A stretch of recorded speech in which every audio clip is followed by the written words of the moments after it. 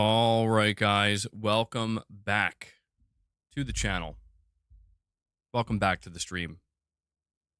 Thanks for waiting patiently for the intro to finish up. It is not 20 minutes. It is 5 minutes. 5-minute intro. 5 minutes.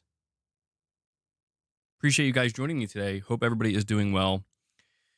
I know you're joking, TP. TP, I'm not going to lie. Reading your name, all I can think of is Beavis and Butthead, Cornholio. Been watching Beavis and Butthead recently, so interesting timing there. Certainly. Irfan, what's going on, man? Corey, how's it going, bud? Chris, you just booted up Outlaws on Switch 2, and it's impressive. Good stuff, good stuff. Yeah, so today we're going to be talking about how Sony seems to be incredibly confident with Ghost of Yote. Very confident.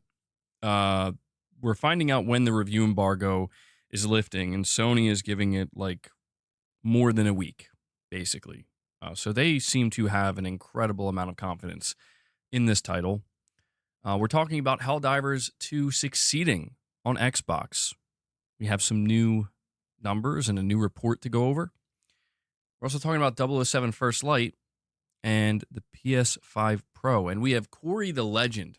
I'm no hero. Coming in, doing Never what he was. does.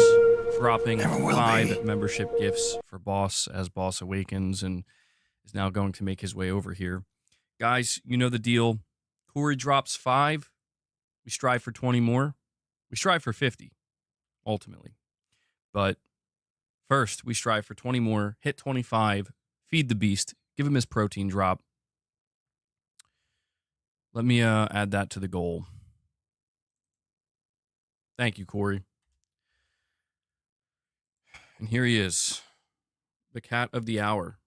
The cat of the hour, bro. The cat of the stream. And Ray comes in. Metal Gear Ray. But that was some fancy shooting. He says, You're oops, pretty my good. finger slipped. I'd believe you if it was like 20 or 50 or something. I'd be like, oh, damn. But Ray comes in, he keeps it going. He drops another 5 for you guys. We did like an almost 3-hour-long members lounge yesterday. It's from Metal Gear Solid, TP. We did almost like a 3-hour members lounge yesterday. It was quite intense. It was all over the place. It was exactly what the members lounge is supposed to be. So if you are a channel member and you're looking for some extra content that's different, you can go check that out. Or if you get gifted a membership, make sure you go check it out. Ray, let me add that to the counter. Thank you for that, buddy. So we're already at 10 members on the day, guys, and stream literally just started. So off to a solid start. I did things a little bit differently today. I had a brutal morning workout. Absolutely brutal. How are the member streams different from the normal streams? The normal streams, we usually keep it just gaming. I mean, on occasion, usually towards the end of regular streams, we can talk about other things. But the members lounge is just a kind of free-for-all where, you know, we could be talking about anything. We don't usually talk like politics, though. That's like one thing we don't really cover, which I think is understandable. But it's just a different flavor, I would say, overall, content-wise. It's different from the videos. It's different from the regular streams. It looks like Death Stranding added some stuff. What did they add, Chris? I thought it wasn't getting DLC.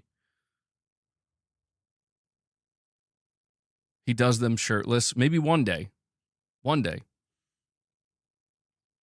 If I can do a good cut, maybe. Just seen your headliner. Everyone knows Yote is going to be massive and be successful. As for Helldivers 2, I am not surprised it's doing well on Xbox. Hope you and the family are good, bro. Well, thank you for that. Yeah, I mean, I think the assumption is that Ghost of Yote is going to do well, but it's just always a really good sign to see this level of confidence. Sony, I think they just distributed review copies for Yote, and anybody who's reviewing it is allowed to obviously inform people that they're reviewing it, and the embargo is lifting on September 25th. So that's like really early. I mean, that's let me see how many September 25th. So that's 1, 2, 3, 4, 5, 6, 7. That's like 8 days before the game actually comes out. So that's over a week basically. Um, yeah, it shows a high level of confidence, and I'm really curious to see how Ghost of Yotei reviews because Ghost of Tsushima I think reviewed a little bit lower. I think it reviewed a little bit lower than some people believe it should have. It's like an 83.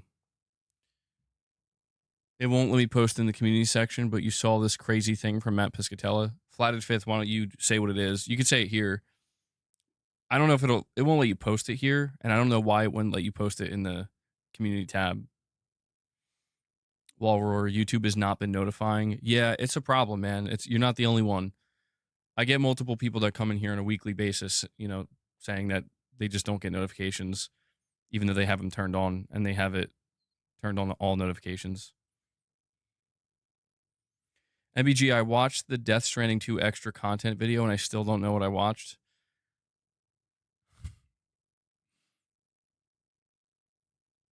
I don't even know. I don't know how to respond to that. Guys, by the way, we have over 100 people here right now. I want you to do me a favor and hit that like button, okay? Obliterate the like button. Beat that like button, okay? Take your frustration out on that like button. Do it. Lady Gamer, you got the notification? Well, that's good to know. Ray's a mod, and even he doesn't get notifications. Jeez. Oh, hold on. Got a direct dono. Hold on, let me, I'm going to replay that. So MBG, is Hulk vs. Wolverine back on the menu, boys? My PS5 Pro is ready, steady, Freddy Eddie. Ready, steady, Freddy Eddie. Hulk versus Wolverine. Maybe in the MCU. If you're talking about Wolverine PS5, I don't think so, man. I don't think so. I feel like it's something they ever so slightly teased just a little bit in the initial reveal trailer, but I feel like the chances of that happening are like 1 to 2%, but that would be sick. Josh, I think that'd be pretty sick.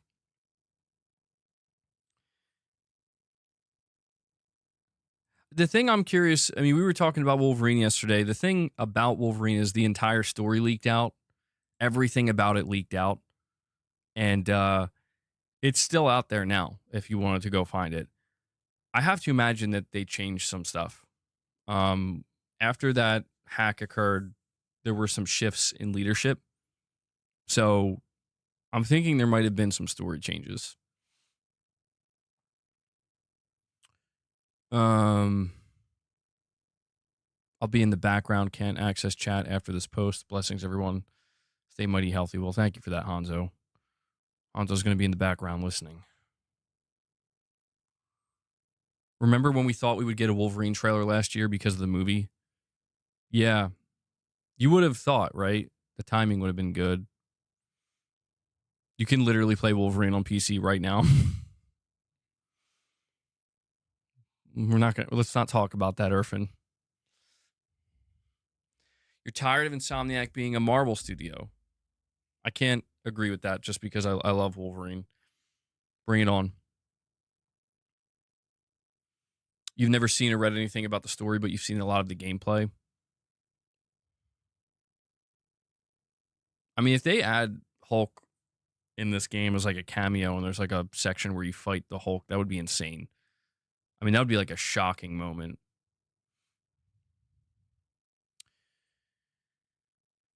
Oh, you think that they might pull a Kojima? You're going to play as X-23 instead of Wolverine? Play the first chapter as Wolverine? I doubt that. I doubt they would do that. Not their first time around anyway.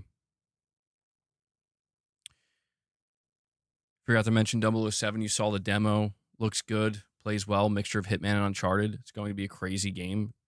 Yeah, I mean, generally speaking, people seem to be very excited for it. I've seen some criticism, but I've seen much more excitement for it than I have criticism. Hanzo's in the background, camouflage like the crocodile in MGS. In my backyard.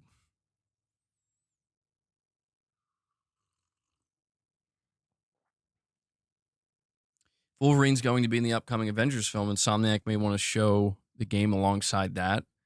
Oh, yeah, that's true. That's true. There's been a lot of talk about that upcoming Avengers movie. Boss, where you going, bro? Are you serious?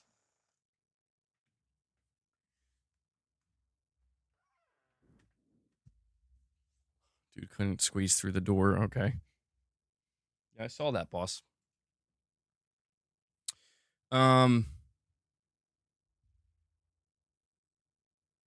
don't think it's actually like Hitman?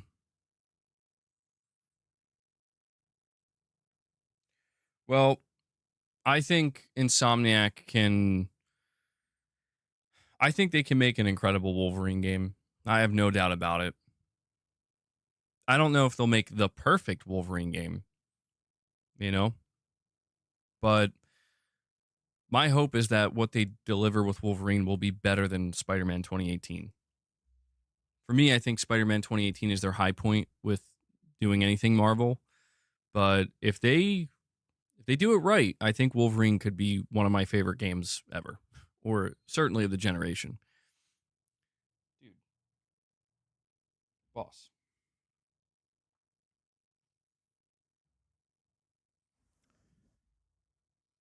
The only main criticisms that I've seen of 007 so far, well, to be fair, I haven't really been looking that much, but I've seen people complaining maybe about like the frame rate or the motion blur, and like they're a little concerned about the performance or something like that. Imagine a Spider-Man Wolverine crossover. Yeah, they have to make it brutal. I mean, I need to be seeing Wolverine tearing somebody's head off. You know what I'm saying? Slicing people up. They have to. If they don't do that, that's going to be an automatic L in my opinion. They have to make a brutal, intense Wolverine. I mean, that's a huge aspect of his character, the brutality, the intensity. Like I want to see like some Last of Us Part 2 levels of gore. I don't know if they'll be able to make it that intense. Last of Us 2 is unhinged. But something similar to it, you know? They got to make Wolverine vicious. They can't dumb him down. They can't soften him. They better not do that, Lux. Yeah.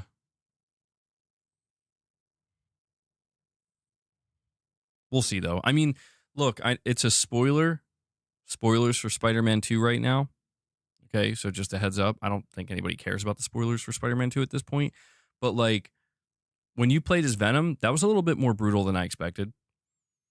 And that's a Spider-Man game. Like you pick somebody up and literally snap them in half. Like you just break them in half. And I'm like, that was fucking sick. Holy shit. Didn't expect that.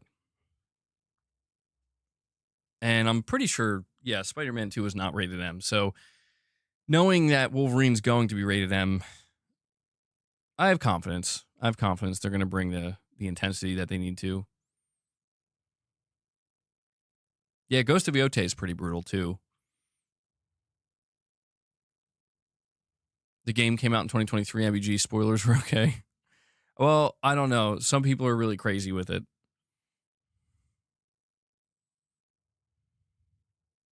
Yeah, that's true. That's true, Irfan.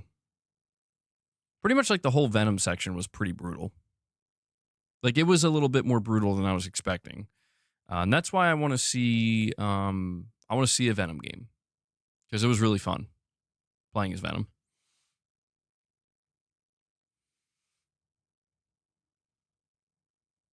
Well, yeah, we'll see what they do. We'll see what they do. Boss, chill, dude. Boss is already begging. He's already begging. He's always begging. We need 15 more memberships. Listen, I'm not the one pushing it. It's boss at this point, bro. Chill. All right, give him time. It hasn't even been 30 minutes. He's like, I need my snacks now. But yeah, so again, when it comes to Ghost of Yotei, I came across this on the PS5 subreddit. Jeff Keighley just received a copy of Ghost of Yotei for review. Global review embargo is Thursday, September 25th at 9 a.m. Eastern, so it's early, September 25th.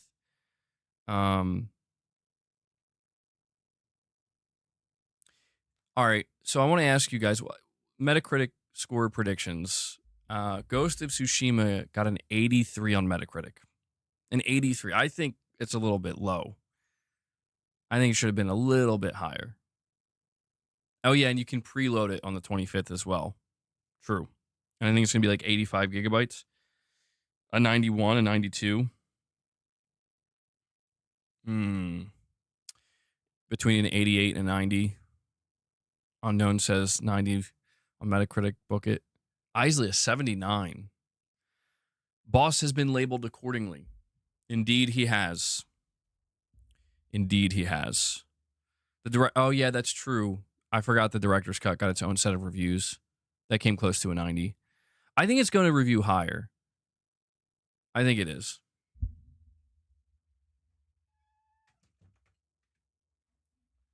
But just how much higher is the question? I could see it being a high 80s game. I could see it getting like an 87, 88. An 86, that's plausible. I think it depends on multiple factors. I mean, I think the story is going to be a big part of it. Digital Dude says it's not going to be as high as me. It's not going to be as high as me. A Venom solo game would be awesome. I'm still kind of holding out hope that they are doing it, but I'm not so sure now. You're sticking with an 87, and that's an excellent score. Yeah, no, if it scored in the high 80s, that'd be very good. I will say, though, like, the fact that Sony's, like, putting it out, like, 8 days in advance, this game must be internally reviewing very well. They do, like, mock reviews and internal reviews to get an idea. This game must be reviewing very well, because 8 days in advance is crazy. Like, 3 days, even 5 days is really good, but, like, 8 days, bro. That's a lot of days.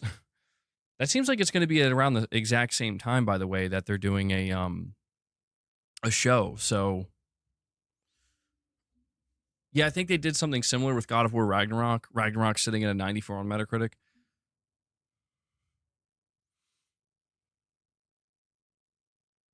The last time Sony gave codes a week in advance was Death Stranding 1. Are you sure? That's a while ago. I feel like they've done it since then. A reviewer or two will give it a 5 or a 6, dropping the score way down. You know what will happen. Yeah, that's for sure. That's a guarantee. That's an absolute guarantee. Yeah. Perfect Image, what's going on, man?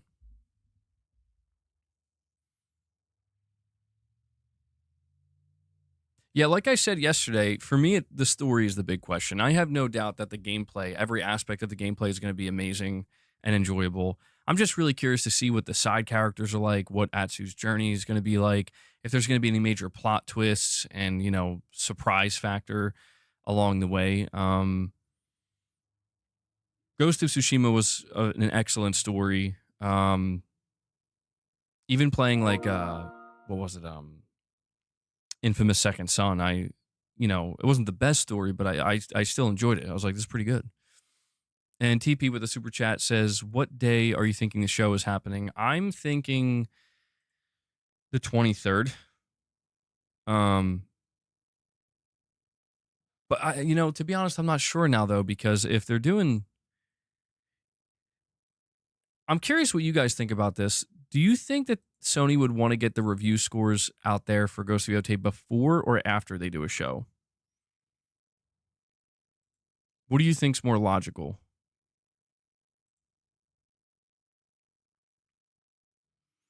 I played the Legends mode, and it was incredible. I loved it. I got all the trophies.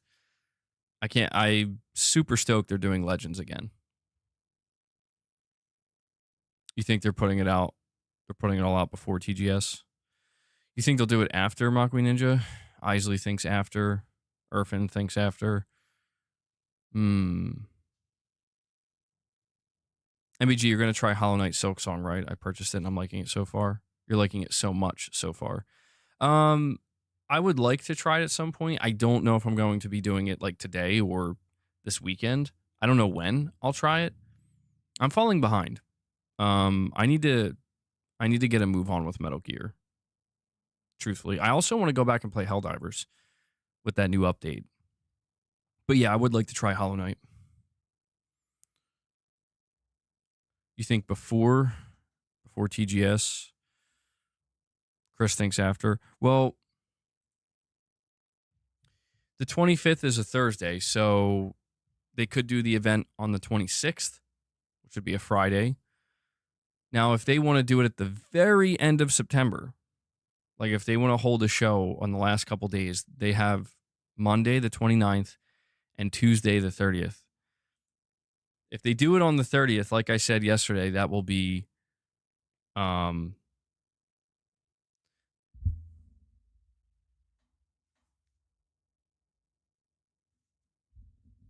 Lux, I had to read your message 3 times.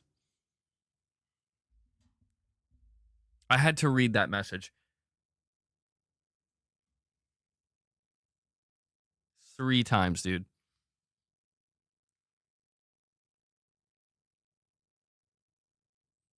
Are you sure, Irfin?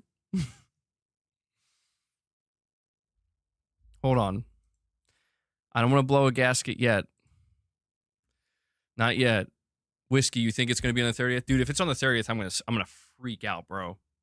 Getting a PlayStation show on my birthday? Are you kidding me? Days Gone with a battle pass and a skin store? Dude, a skin store is crazy work. Ben Studio's next game appears to be another live service. At what point? Like, at what point does a studio shut down and you're like, you guys literally did it to yourselves? Bro, what? This cannot be real. This cannot. All right, hold on. Let me. My test is up today, bro. I did some squats. I did a lot of squats this morning. My test is up, so I am in no fucking mood.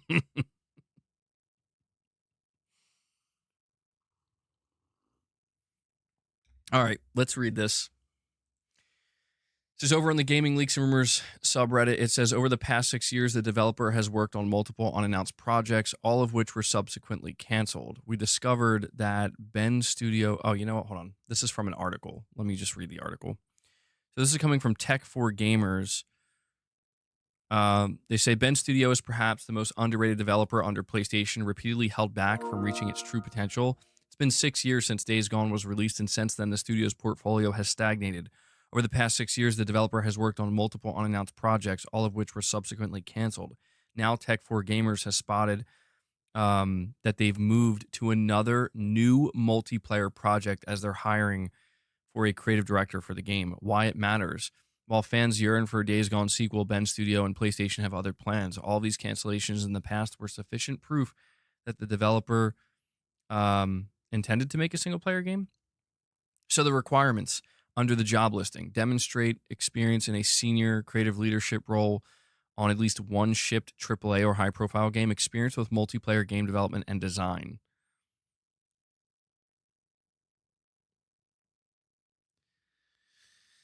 Oh, man. Like, there's just... Unless it's literally like Days Gone multiplayer. Hold on. All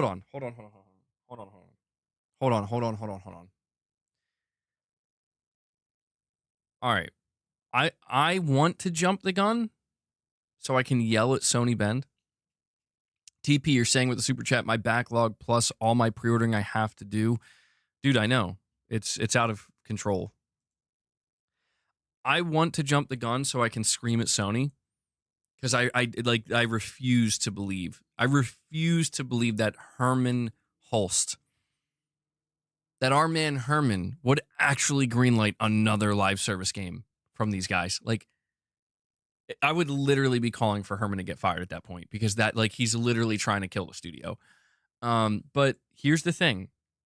They say, I'm going to read all 4 requirements. Demonstrate experience in a senior creative leadership role on at least one shipped AAA or high-profile game. Experience with multiplayer game development and design. Proven ability to guide and unify multidisciplinary creative teams. Deeply collaborative with the ability to disagree and commit and move projects forward decisively. I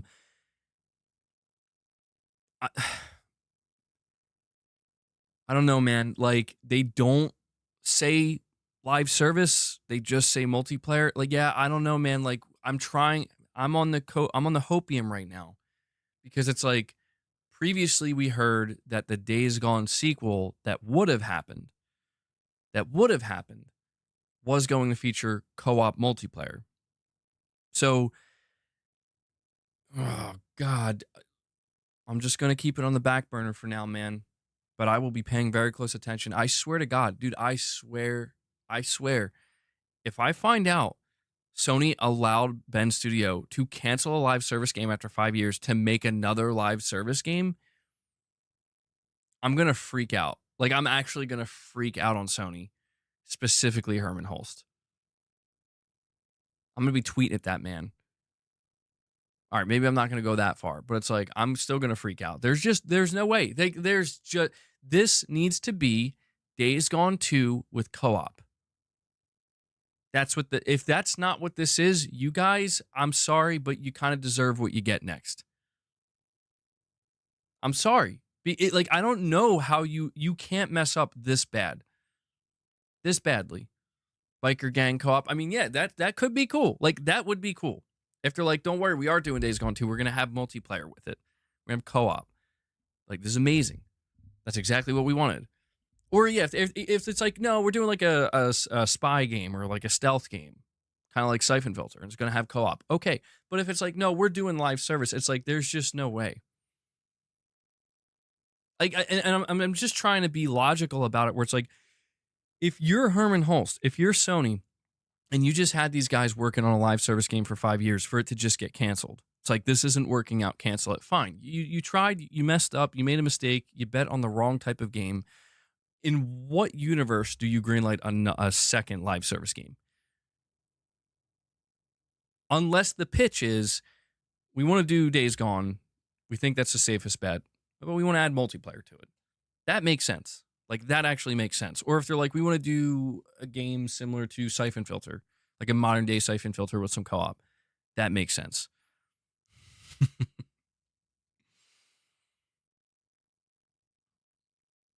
Plus, the other thing about it too is that, like, Sony has plenty of live service games still in development. So it's not like they need that from Bend. Like, that's what would be weird to me. You think it'll 100% be something new and not attached to a new IP or a previous IP?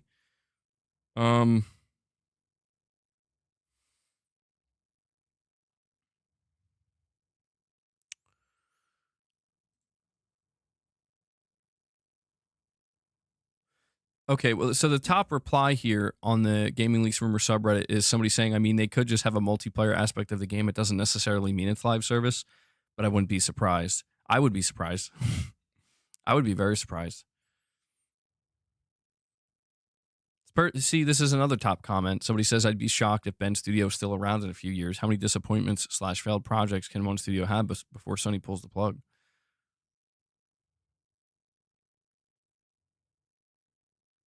Somebody says, this is just funny at this point. Days Gone would have been a much safer bet. Yeah, I don't know. Man. I'm at a point. It doesn't, like, in my opinion, it doesn't have to be Days Gone, but it cannot be a live service. Irfin says he'll straight up file a lawsuit against Herman. It can't be a live service. It can't. Like, I will actually, if Penn Studios making a live service game, I will actually lose. I don't know how much. I don't know how you could quantify it in a percentage, but my like faith and enjoyment of PlayStation Studios and like what they do and what they're known for would drop, because it's just that unfathomable. You know, it's like it would be, it's like if they don't cancel Fair Games, you know, it's like, I don't want to believe that the people in charge have no clue what they're doing. That, like, I just don't want to believe that, because we have Ghost of Yote coming. We're getting Sorrows. They have some inclination, but it's like, I'm just starting to think that on the multiplayer side and the live service side, like, dude, Sony is absolutely cursed. Like, it's like, look, you got Helldivers 2, just be happy with that. Just after that, just stop. Just please stop. Because you're going to fail in every other area. I don't know. I know I'm jumping the gun, but we'll find out. But here's what's interesting, though. Here is something that is somewhat good. We don't know what type of game it's going to be, but we do now have confirmation that Sony Bend, their new game got greenlit. I know, Whiskey. Dude, I was, like I said, man, I was squatting this morning and my test is up. I'm like unhinged. I can feel it. I'm just looking for something. Hey, man, I heard Sony Bend might be making another multiplayer game. About to fucking smash a sledgehammer through a table. Yeah, I don't know. That's what's weird, Lux, right? You're saying, but PlayStation has never been more successful. I don't know. TP, you're saying which one's worse, Mind's Eye or Concord? Well, dude, and figuratively literal says, using a 20-month milestone chat. Thank you for that, figuratively literal, saying every job listing for live service includes that in the title, so I wouldn't jump the gun. Yeah, it's just hard to like not jump the gun, because like I remember with Sony Bend's original game before it got canceled, we were like, oh, it's not live service. They said it's going to have multiplayer, and there was talk about multiplayer, and we were all thinking like, oh, maybe it's a new single player IP with multiplayer, you know, or co-op. And then we eventually found out it's like, no, this is a full-blown live service. And a lot of people were like, oh man, like really? And to be fair, listen, maybe they can make a good live service game, but I would just have to seriously question, if they're going to make another live service game, what were you doing with the last one that got it canceled? Like, what wasn't working? Was it maybe? The truth is, we don't have enough insight. And yes, I am jumping the gun. I do not have enough insight. For all I know, they were making a live service game, and it's not that it was bad, but it was just like, we already haven't. It's too. I mean, it's like too much like Helldivers or something. Like, it's like you guys basically just kind of made Helldivers, or just something along those lines, or like you made a game that's like already out there, and it's like, if we release this, we're just basically saying like, here's a copy of this game. I'm just saying it could have been something like that, because they did suffer some layoffs, but like management didn't leave. Like, nobody from, you know, the management side of Sony Bend got like axed. So if we could get more information on all of this, that'd be great. The only thing that we actually can walk away from here confirming is that Sony Bend pitched another game to Sony. So Sony Bend, they pitched another game to Sony, and it got greenlit, whatever it is. So Sony liked it. And Michael Werneth comes in out of nowhere, dropping 10 on you guys. 10 more memberships gifted from Michael Werneth. And just like that, we are now 5 away from hitting 25, and we can feed the beast. Michael just set you guys up. Michael, thank you for that. Holy shit. That come through?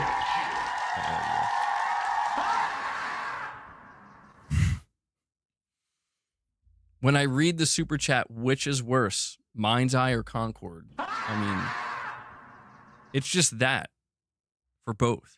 I think Mind's Eye might be worse, though, in all seriousness. And Hellbound 1981, I was waiting to see if Hellbound was going to be the one to do it. He comes in, he drops another 5 membership gifts for you guys. And just like that, we crushed the first goal. We hit 25. Boss is at the door. He's like, let me in, bro. Boast, do you read me? It's time to feed the beast.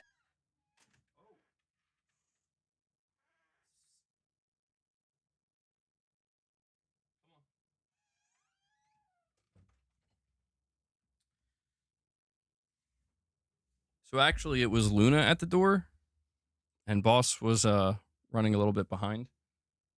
He just meowed at me though when he walked through the door. He's like, "Hey, TP, I think Mind's Eye is worse though because I just read a report that apparently I have it right here. Mind's Eye flopped so badly that its publisher is questioning if it should publish games ever again." Dude, that's crazy. Like Concord was crazy because I think it was like the fastest live service shutdown ever. But when you're talking about a game that does so bad, the publisher is like, I don't think we should do this ever again. I think we should just stop now. Like, that's crazy. That's actually crazy. Yeah, and Concord, the one thing you can say about Concord is it was a pretty polished game, like technically speaking. It wasn't an Unreal Engine 5 game, and the developers did good on that front, where it's like, it's well polished, it's, you know, doesn't have any like serious issues or anything like that, and it runs smooth.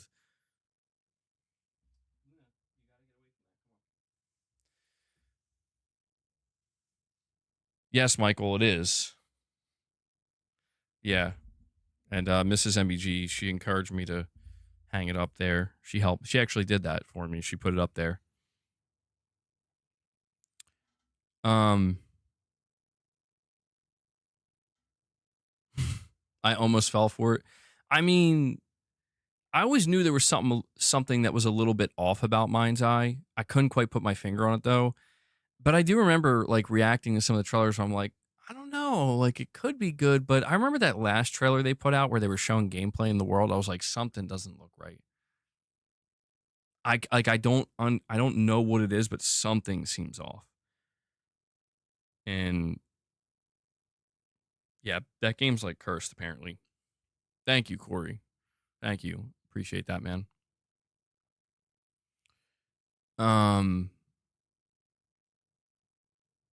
Yeah, I don't know. I think for as bad as Concord was in terms of like the outcome, it's listen, man, there's an alternate universe where Sony tried to save Concord.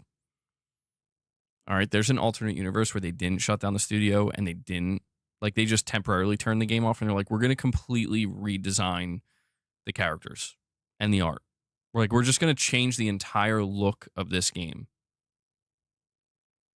And then they come out and they have like waifu characters and stuff and jiggle physics everywhere and everybody loves it.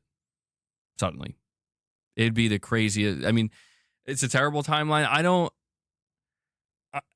I'm not going to judge that timeline because I don't know what it looks like, but that timeline exists somewhere. And then Concord turns around and it's like, all right, we saved it. Stellar bladed. Mind's Eye reminds you of the movie Tenet. Haven't heard that before. You pre-ordered it in that timeline?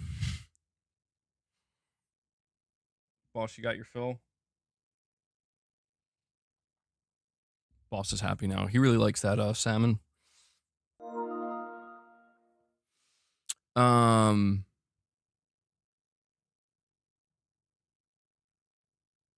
do wonder about that, Connor.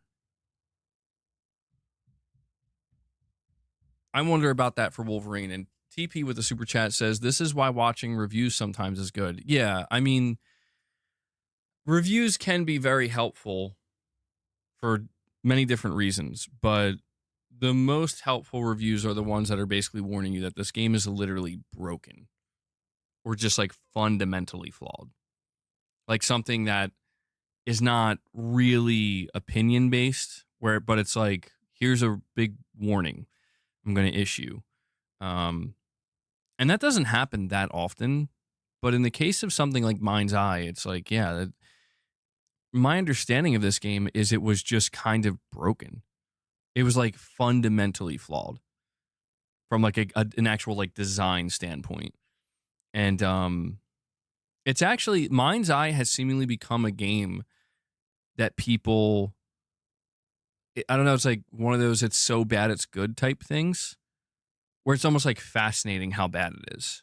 Like people want to study it. So I guess that's kind of good, maybe. I'm not sure exactly.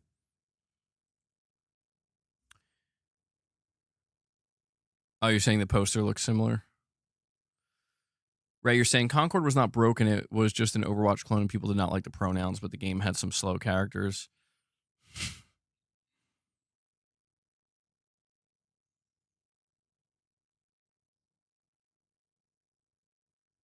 Bring up Google and search the budget. What, for Mind's Eye? Here, come on, boss. Luna, you want some? No, boss, I can't give you more. No more. No more. Don't meow at me. Don't talk back. Boss is like, I demand more treats. Look at him. Dude, he's literally up there like, where's my second helping? Like, you need to calm down, man. You gotta start exercising you a little bit. You're getting a bit too thick over there. Look at you. Like a monster. Mind's Eye budget. Let's see. The first thing that comes up is a Reddit post that says it had a budget of $500 million. What? And then it was a developer that revealed that? That cannot be real, man. What? $500 million. IGN says Hell is Us is not a Souls-like, but plays like a FromSoft game. That's interesting. So it has like Souls-like combat. 450 million was pocketed if true.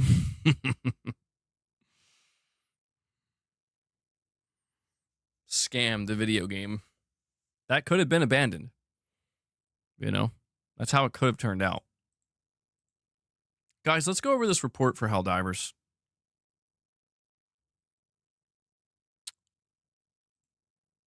Hold on.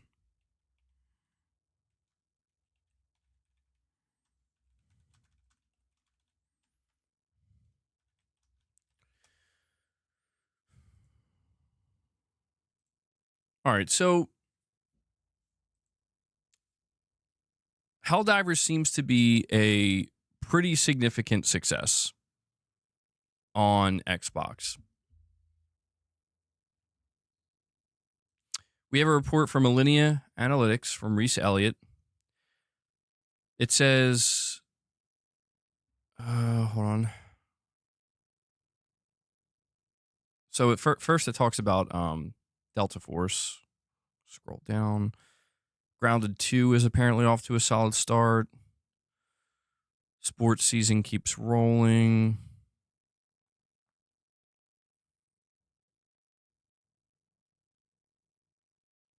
Okay, so it says rounding out the top 10 downloads list is Gears of War Reloaded with 1.3 million downloads in August, largely thanks to its Game Pass launch. The remake of the iconic 2005 Xbox 360 Classic has performed decently on console. 1 million Gears Reloaded downloads came via Xbox, accounting for 78%. PlayStation only accounted for 18%, with 241,000 downloads. Gears Reloaded has now sold 259,000 copies on PlayStation. Guys, I'm a little bit shocked by this.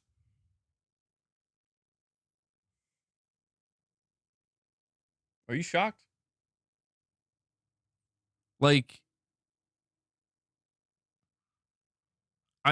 I'm the reason I'm shocked by this is because like this is Gears of War on PlayStation, man. I feel like this is a situation where it's like the notion of it being on PlayStation, just the idea of it is exciting to people and interesting, but the idea of actually buying it and playing it is like, well, I already played it before, you know, or something like that.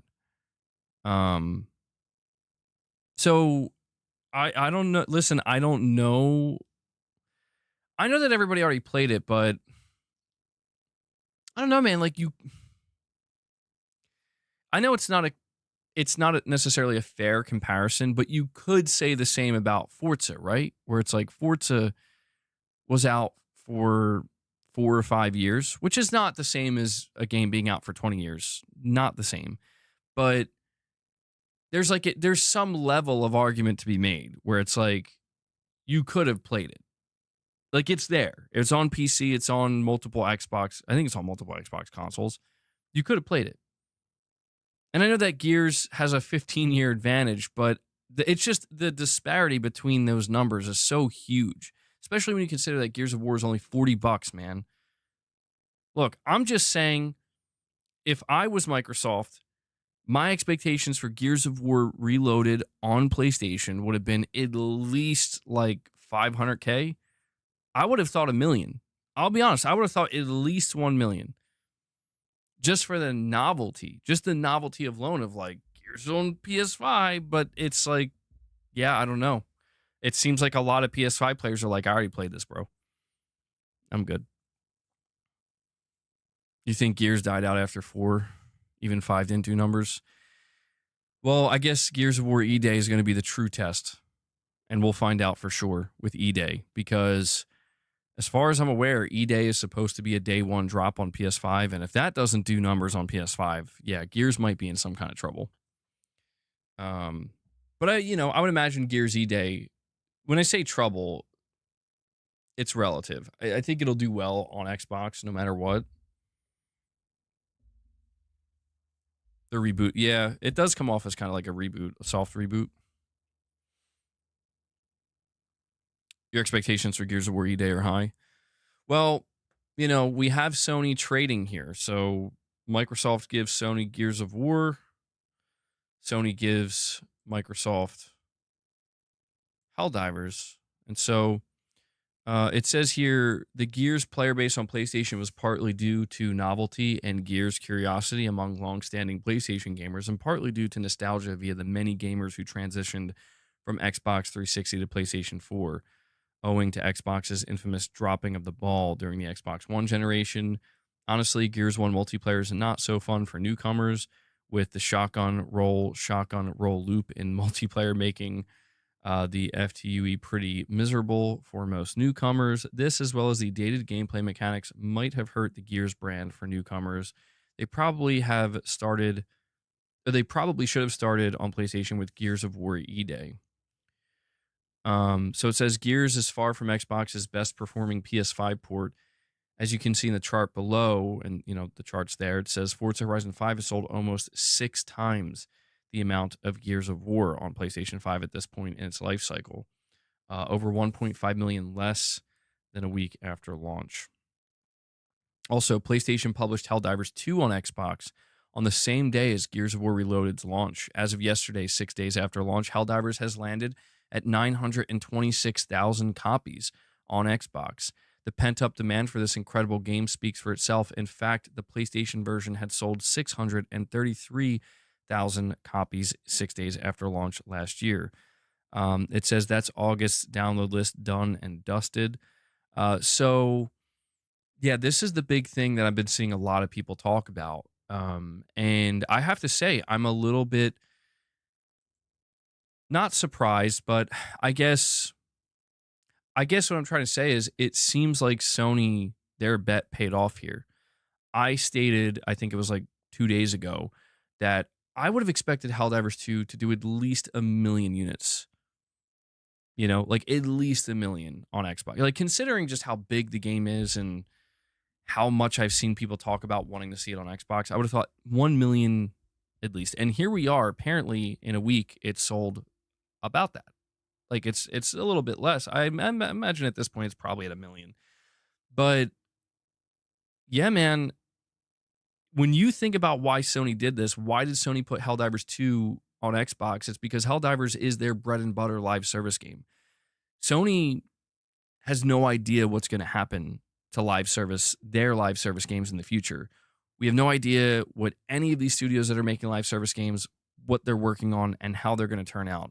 The only thing we do know is that Helldivers is an upper echelon live service game. And so it could end up being the only successful and upper echelon live service game Sony ever gets, because of that, I think looking at this, it's safe to say that what they chose to do by putting this game on Xbox is a success. I have to imagine Sony's pretty happy with this, getting basically 1 million new sales. Because originally it was 600K, and I thought 600K, it's a little bit lower than I expected. Maybe Sony's happy with that, but it seems like it's selling upwards. Like it's still, it has a bit of a tail, and they're selling it alongside the new Halo ODST premium war bond, I think is what they're calling it. They just released another new war bond today. They have a new major update into the Unjust, and yeah, man, I think that Sony and Arrowhead have a very good thing going here. I think that, people constantly want to clown on Sony. They want to clown on Sony and talk about how poorly they're doing in all these areas. But it's like, dude, at least when it comes to Helldivers, Arrowhead and Sony together are seemingly killing it. Like, I'm actually going to be going back and playing it. I reinstalled it. I want to try the new update. But yeah, man, what are we thinking? 1 million sales, basically. I'm just rounding up. It's going to cross 1 million, like 1 million sales. Oh, and by the way, the fact that, so for people wondering, like, well, is 1 million really that good when you consider like Helldivers 2 sold what, like 17 million or 18 million or something like that across Steam and PS5? I would say that 1 million on a storefront like the Xbox store, where it has a much smaller install base of like 28 million, something like that. It's a back port of a game. It's not that old, but it's still coming like a year and a half later. And you also consider the fact that it's on a storefront where a portion, possibly even a large portion of that player base, is conditioned to just expect to play games on Game Pass, and they don't really buy many games. Yeah, I would say selling 1 million copies of a game is considered a pretty significant success given those circumstances. Yeah, and you're right about that, Ray. I mean, whether it's 600,000, 1 million, if they go on to get 1.5 million eventually, those are all players that could play for the next 3 years, 5 years. And if they do that, those are those are potential customers that they can sell more war bonds to, more microtransactions to. They could do more collabs. So, yeah, man, I think that there was this kind of big question mark, like, is Sony making a mistake doing this, specifically with Helldivers? I think the answer is in front of us. Or no, it was not a mistake. It was actually really good for the game. And I don't see any negative. I could be wrong. I don't have the data, but I don't think this caused anybody to say, I'm not going to buy a PS5 now. You get what I'm saying? Dude, yeah, we're going to talk about that, Chris. I cannot believe that. I literally cannot believe that, man. That might be one of the biggest L's Activision ever got. Gaming Survivor, you're thinking about hitting the gym twice today. Second workout, yay or nay? If you're feeling it, go for it, man. If you're feeling it. Irfan, you covered that news on the PS5 Reddit. Well, you know what's interesting? I'll say this in a second. We have a TP with a super chat saying, MBG, what's your top 3 games of 2026? And you're asking everybody else to answer that question. Right now, my top 3 games for 2026, GTA 6 is easily number 1. I know that's obvious. Number 2, I think number 2's got to be Resident Evil 9 right now. Yeah. Resident Evil 9, and I'm telling you, they're going to reveal Leon is in this game.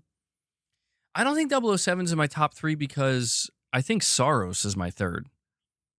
Yeah, I think right now those are my top 3. I'm looking at GTA 6, Resident Evil 9, and Saros. Expedition 33. Josh wants more. I think they said they're doing DLC for that. Pretty sure. I'm Party Judgment over there. Oh, okay. Yeah, I probably click on your posts all the time then, Irfan, and don't even know it. If Wolverine is confirmed to be a 2026 game, then that will be Yeah, that'll be in my top 3. I don't know if it's easy for me to put Resident Evil 9 because it's like coming soon, you know? It's coming soon. What, are you good?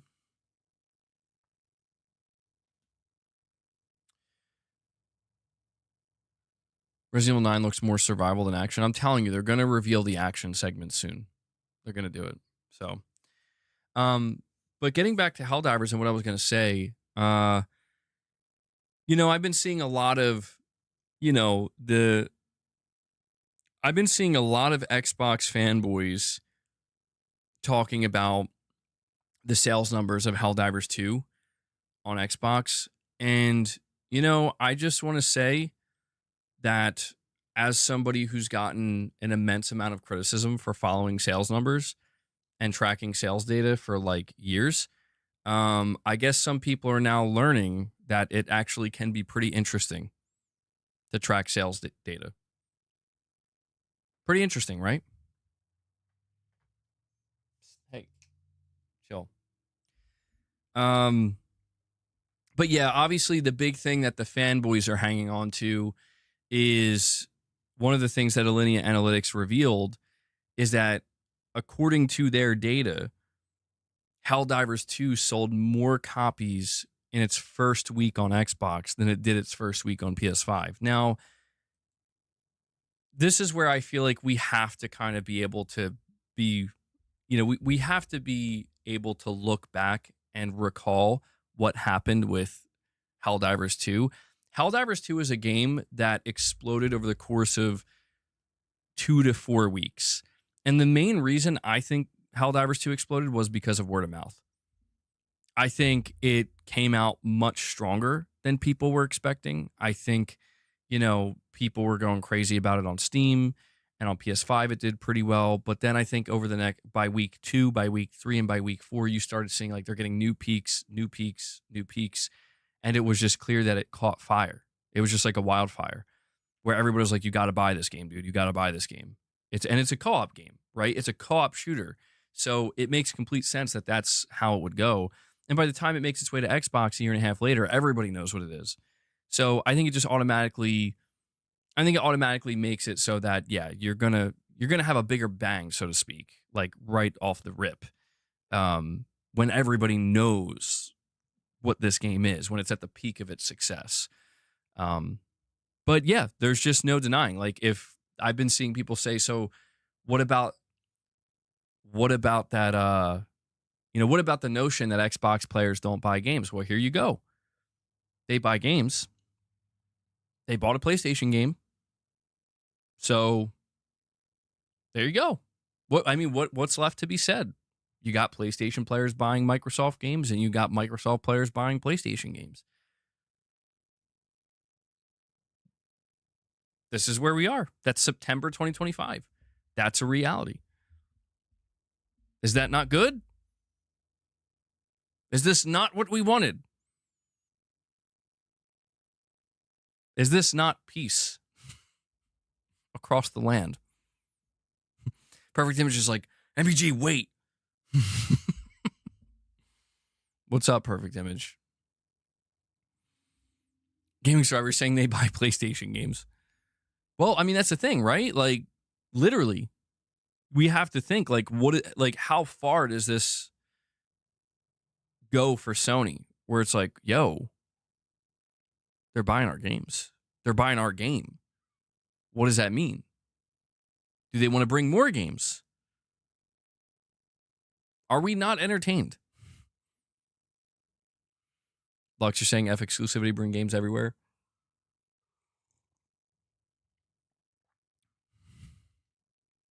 Well, Gaming Survivor, that's the thing. You're saying it's amazing their content creator said that Sony games suck too. Well, it goes both ways at this point, right? Where it's like, if you are a PlayStation player that said all Xbox games suck, and then you saw, how well Forza did on PlayStation, I'll be honest, I feel like you can still feel that way. Like, I think there are people who actually feel that way. Like, I think there are people who genuinely don't like any of Sony's games.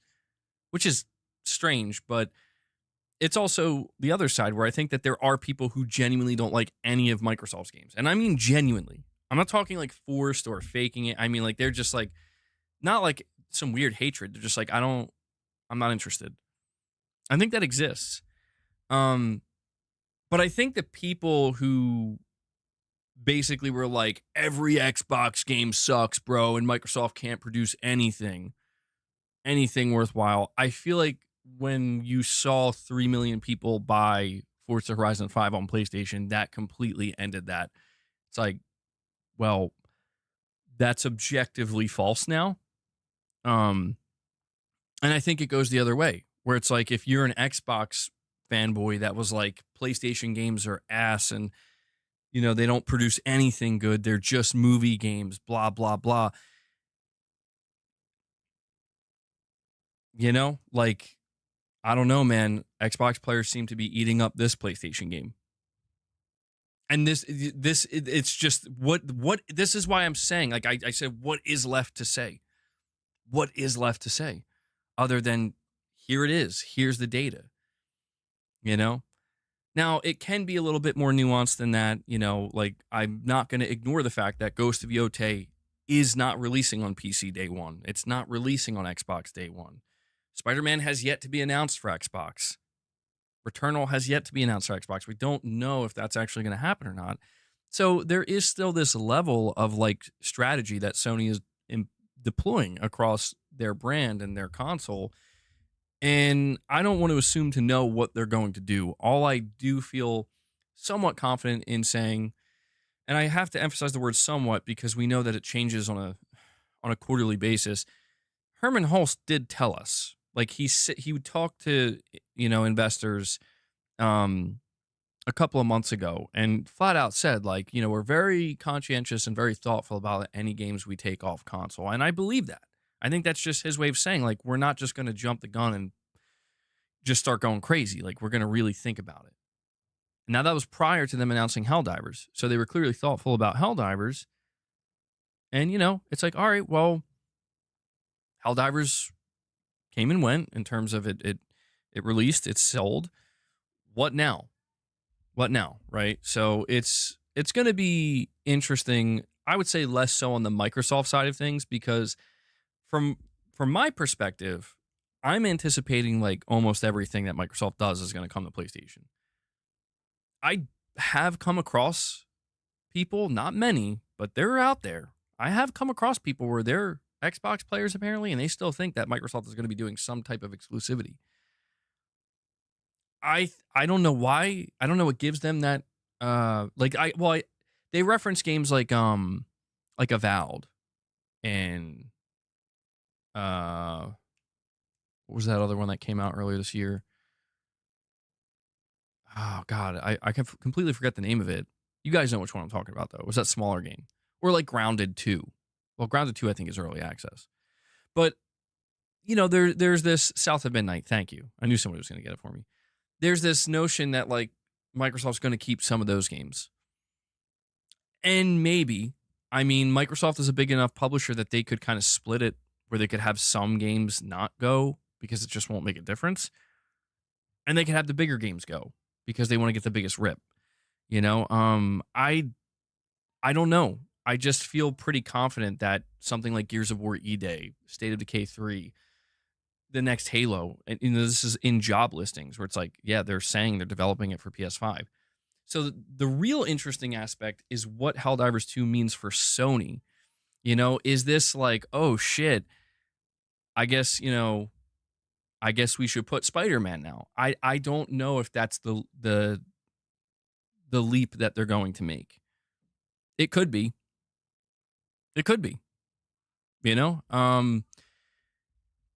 We know that they set up a multi-platform team now. So I don't want to hold on to anything as if like, well, whatever you're looking at now, it's going to stay that way. I don't want to hold on to that because I just don't. I think that's you're setting yourself up for like, oh, it turns out 3 months later, like no, like that's gone now, that's done. But I do still stand by what I said, and you won't see this clipped, right? I stand by saying that I think Sony could announce Spider-Man like a bundle, or they could do it. They'd probably do it one by one. But Spider-Man 2018 Xbox version, $70 or some crazy shit like that, or maybe like $60 or $50. And I think you'll see people have a conniption online for about a week, maybe 2 weeks, and then there will be a bloodbath for at least like a week or something, but then it's over and everybody just continues to go about their business. And I'm just saying, like, I think people who bought PlayStations are still going to play on their PlayStations. I think people who are going to buy the PS6 are still going to buy the PS6. I think there will be some people that are like, well, if exclusivity is truly over, I guess I can leave now. And I'm telling you, the higher ups at Sony, I don't think they care anymore. Like in the way that you think they do. I don't think the board of Sony or whoever, maybe Hideaki Nishino, right? I guess he's in charge of all of SIE. I don't think if you're a player that's like, listen, Mr. Nishino, if Wolverine, and I'm just using Wolverine because it's like a Marvel game, so it's like you could maybe see this happening. If Wolverine is not just if it doesn't launch exclusively on PS5, I'm going to leave. I'm going to go to PC. I don't think that anybody would leave to go to Xbox. Maybe. Or I'm going to buy, I'll buy the next Xbox. And I'll just buy Wolverine on that. I could be wrong, but I feel like Hideaki Nishino is like, well, that's unfortunate, but okay.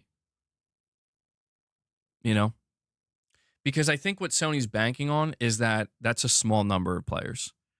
I think that's what they're banking on. I think they're banking on the PS5 has sold 80 million. It's probably going to easily go on to hit 100 million when GTA 6 comes out. The PS6 is going to do well enough. I think Sony basically just feels like we're kind of solidified in the console space. Like, unless 25 million people all get up and collectively walk away, we're going to be just fine. And we can kind of start finding other ways to grow now. That's what I think Sony, and I know I make it sound bad, like they're like good riddance.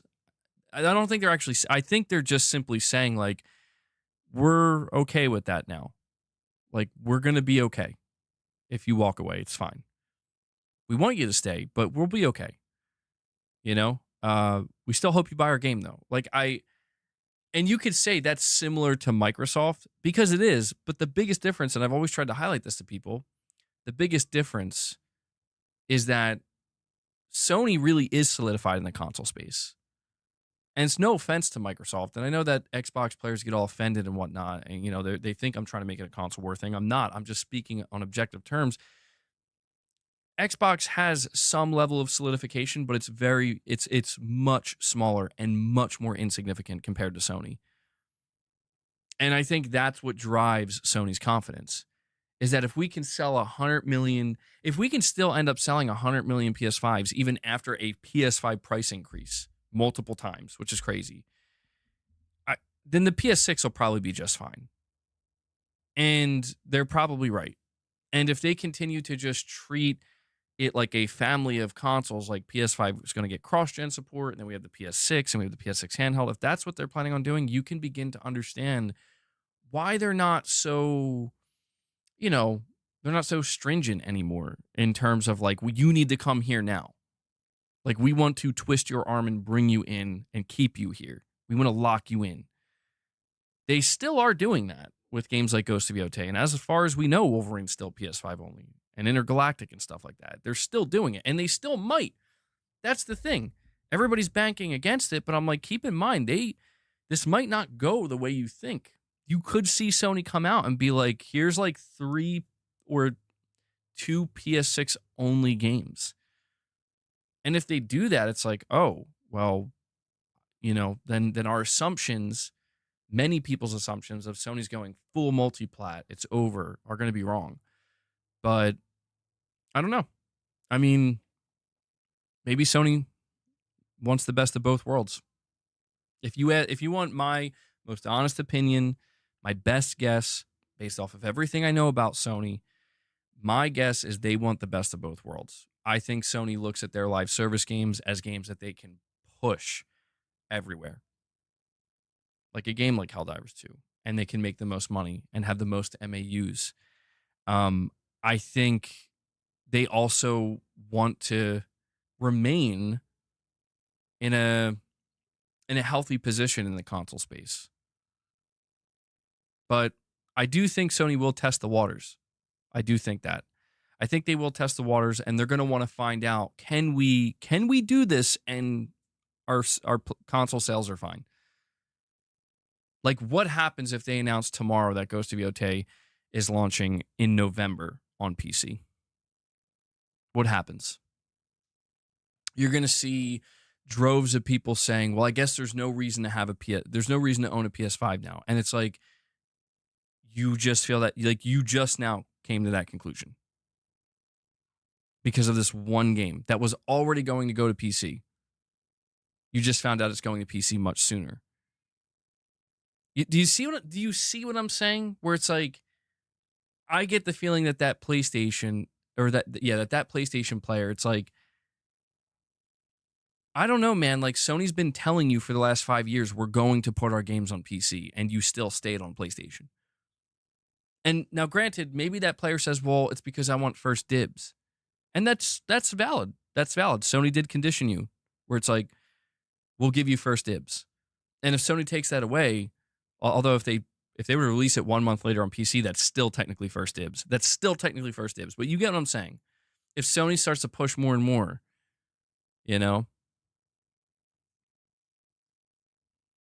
I think a lot of people are going to realize that they're still going to play on PlayStation. Like, I think that's what it is. Just like, right? Like, dude, listen, I saw somebody, there was this article that I saw, it popped up, and it was basically talking about the next Xbox. And it was basically saying how the next Xbox is going to be like the most expensive console ever made or something like that. And the top reply to that article, I shit you not, and it was like not just like 10 upvotes or 20 or 30. I mean, I think it was like 80 to 100, which, it's just the internet. Who gives a shit? But it's funny to see this. And yeah, it's like basically a PC. I keep calling it a console, but you know, the top comment is, I don't give a shit how much it is. It's going to be way more powerful than any other console on the market. So it'll be well worth it. And I'm like, that's crazy, dude. Like, that's crazy.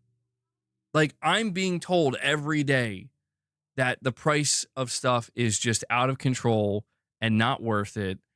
And the prices are too high. The prices of consoles are going up. Just go to PC gaming. But suddenly,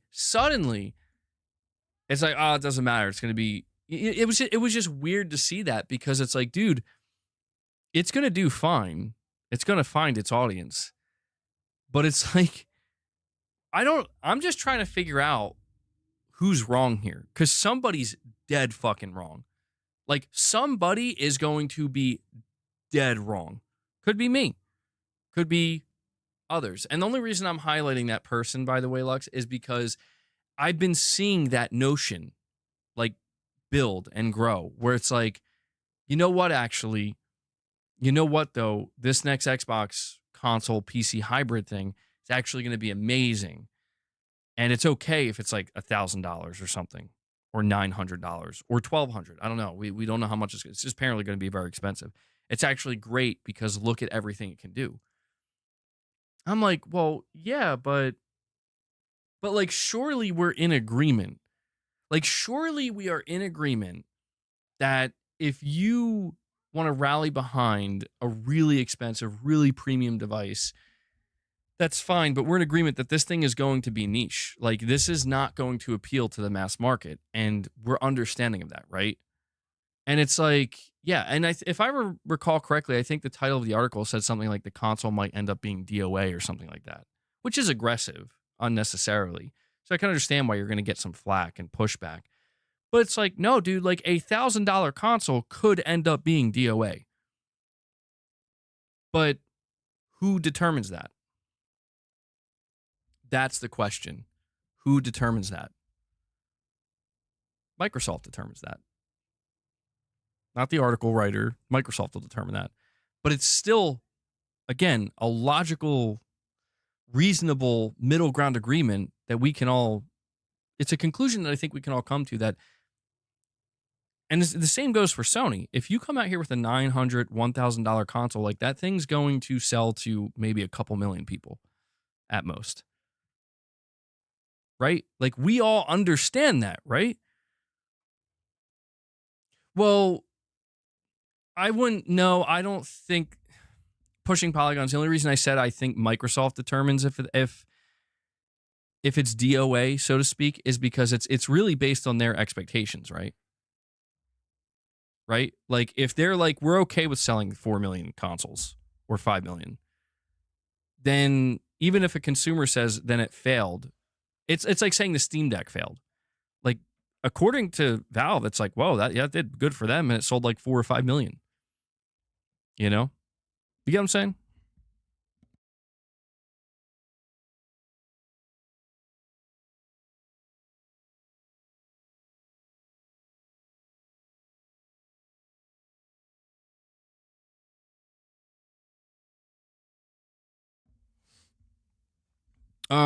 And you know, it's fascinating to me to see all these different things that are happening. And, you know, the conclusion that I came to previously, and I still kind of remain here, is I think the greatest separation you're going to see between the PlayStation 6 and the next family of Xbox consoles, the greatest separation you're going to see is that it's going to be clear that Microsoft is planning to convert any remaining Xbox console players into PC users.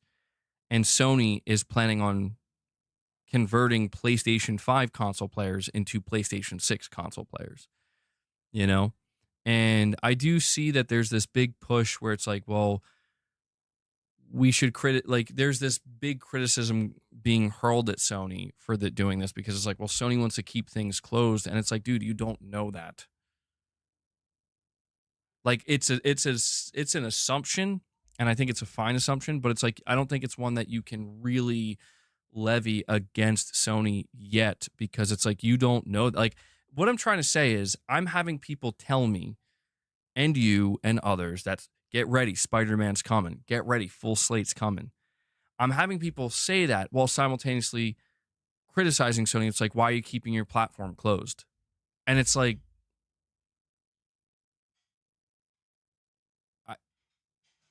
I don't get it. They're either expanding and opening up or they're not. You know? Like I get confused by that where it's like, dude, we don't know if Sony's planning on bringing PlayStation Plus off console.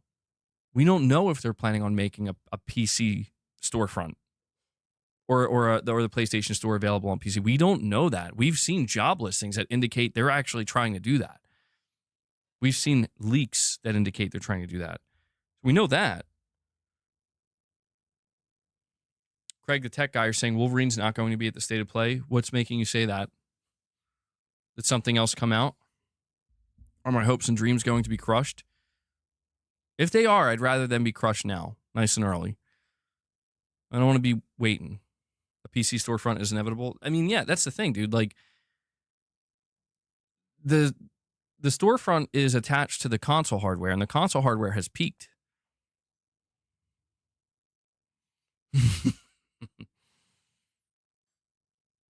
Maybe Craig, the tech guy, is just saying he's not expecting it.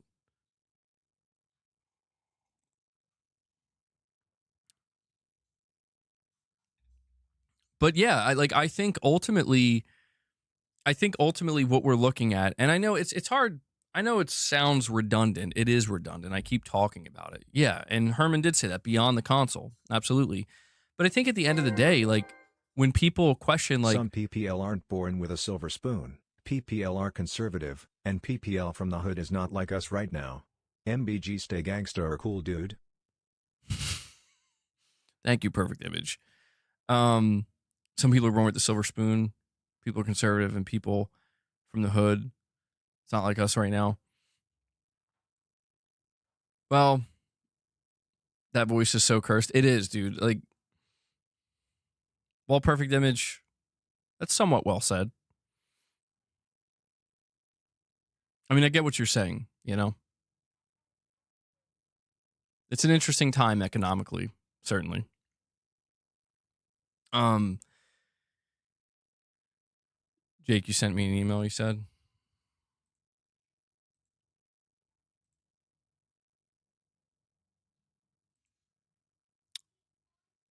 GTA 6 date locked.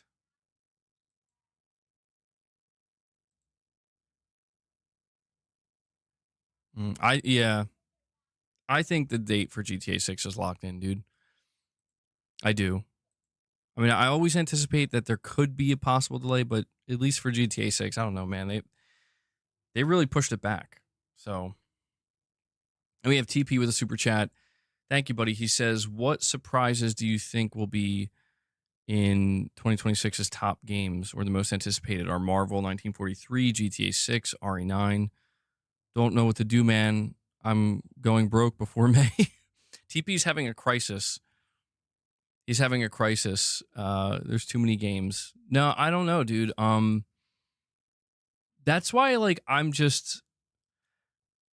don't know. I'm just looking at it as I'm going to get to these games when I get to them, man. Like there are always going to be games that are going to be day one, like whatever the hell I'm playing. It's going to have to take either it's going to have to be played at the same time or it's going to have to take a back seat, but I know there's going to be periods of time, whether it be this December or could maybe April of next year. Maybe May. I mean, dude, May's probably going to be dead next year, right? Because everybody's going to get out of the way of GTA. These dead periods could be times where it's like, all right, now's time to catch up. But yeah, no, TP, I totally get where you're coming from, man. It's overwhelming. But yeah, I just think ultimately what we're looking at next generation, because we're seeing games like Helldivers do well on Xbox. I don't know, man. I think I just want to see. Look, I've said it before and I'll say it again. I just want to see Sony rip the Band-Aid off. I do, and I want to see Microsoft do it too. I do because I want to see if I want to know if I'm going to be right. I do. And if I'm wrong, I'm wrong. It's going to suck for Sony, but if I'm wrong, I'm wrong. But I have this strong feeling that like all of the things that we thought were going to happen, like the bad things, are just not going to happen. You know, like they're just not. Like I do feel that what these companies are basically banking on is that wherever you are right now, you're very likely to stay there. Like you're very likely to stay there. And maybe that is because of the digital age. I don't know. Maybe that is because of digital libraries. I'm sure there's many reasons. But I just want to know. I want to get past it, is what I'm trying to say.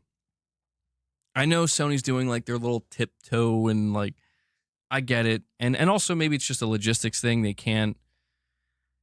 I just think when it's kind of like what Irfan, was it you who said it or somebody said it earlier, where it's like Herman Hull straight up says like we're thinking beyond the console. It's like, yeah.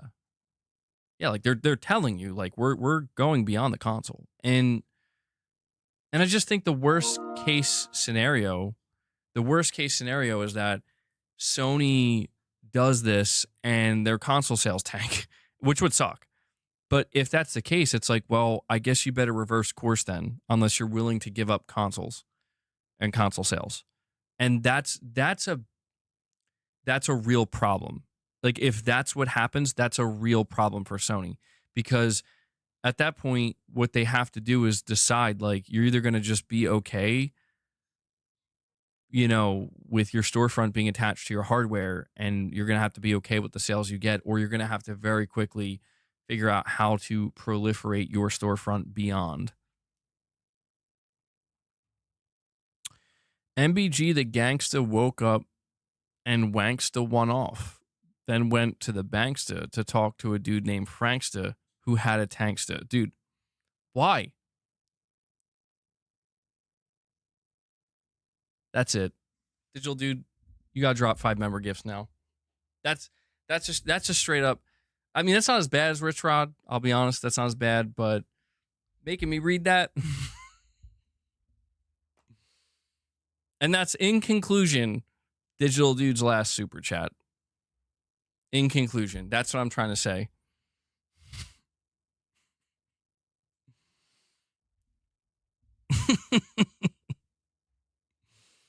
You don't think Sony has a storefront strong enough to compete with Steam?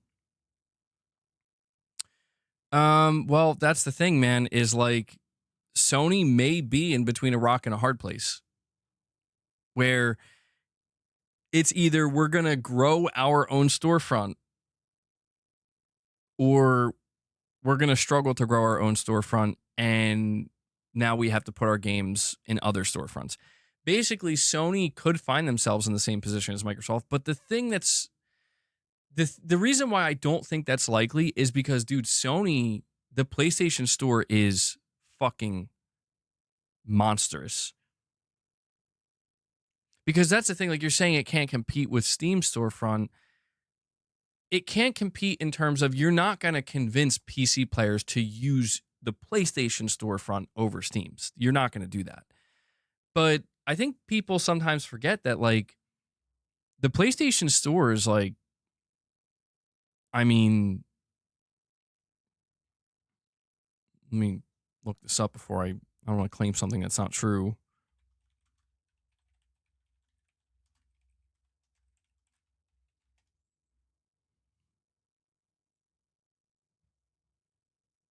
Yeah, okay, hold on. Yeah, so according to this, it says PlayStation Store is not bigger than Steam in terms of active users or game catalog size.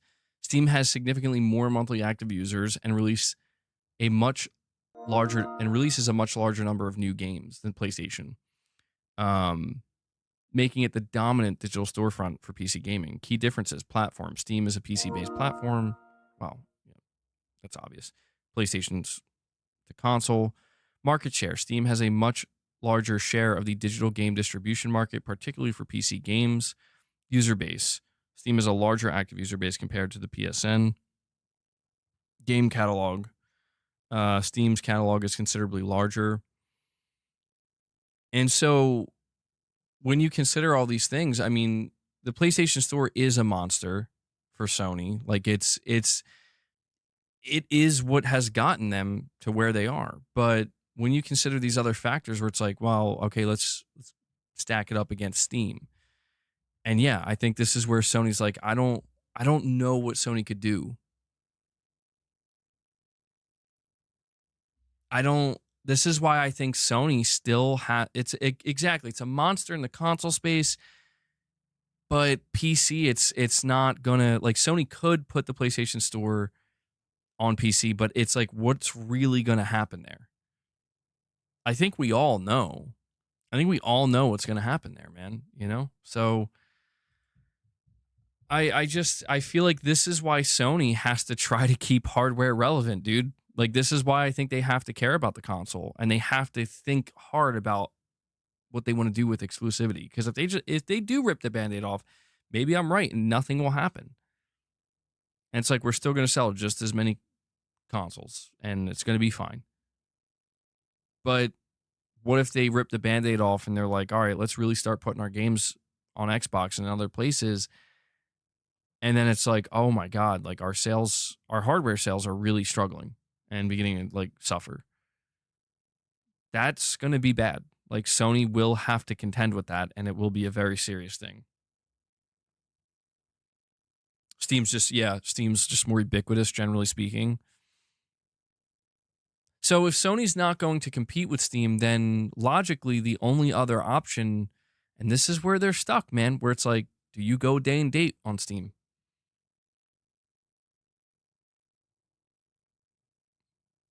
I don't know. I mean, Do you just stick with your timed thing? You know, what if you go day and date with Steam, you piss certain hardware users off or console users off or frustrate them, and you don't even get a big rip from Steam day one anyway? I mean, Sony's in this position where it's like they do have to be strategic, because one wrong, like big wrong move, they'll feel the effects, certainly. And that's why I think like Helldivers on Xbox is not a bad thing. It's not a bad thing. It's just the only question that we really need answered now that we know it did well on Xbox is, okay, well, what now? Like what's next, if anything? We know Marathon's next, but like outside of live service, are you planning anything else? Because to me, that's where things are going to get even more interesting. And they'll be interesting for a little bit, and then they won't be anymore. But we'll see. We'll see. We have Digital Dude says, don't play with the crew. MB Gangsta. Catch you in a joke. Flip it like a prankster. Big moves in the game. MBG Gangsta climbing up the charts. Always top ranks. Thank you. We got Digital Dude just wants to send super chats and rap, man, about MB Gangsta. Thanks, bro. Is it because I wore my hat backwards today? Is it because I got the do-rag? Is that what it is? That's definitely what it is. And TP says New Year 2026, and Rockstar says GTA 6. See you in 2027. Dude, if they do that, then that means it's just going to be a next-gen game. Bro 8. Thank you, Digital Dude. Thank you. You still owe me member gifts, though.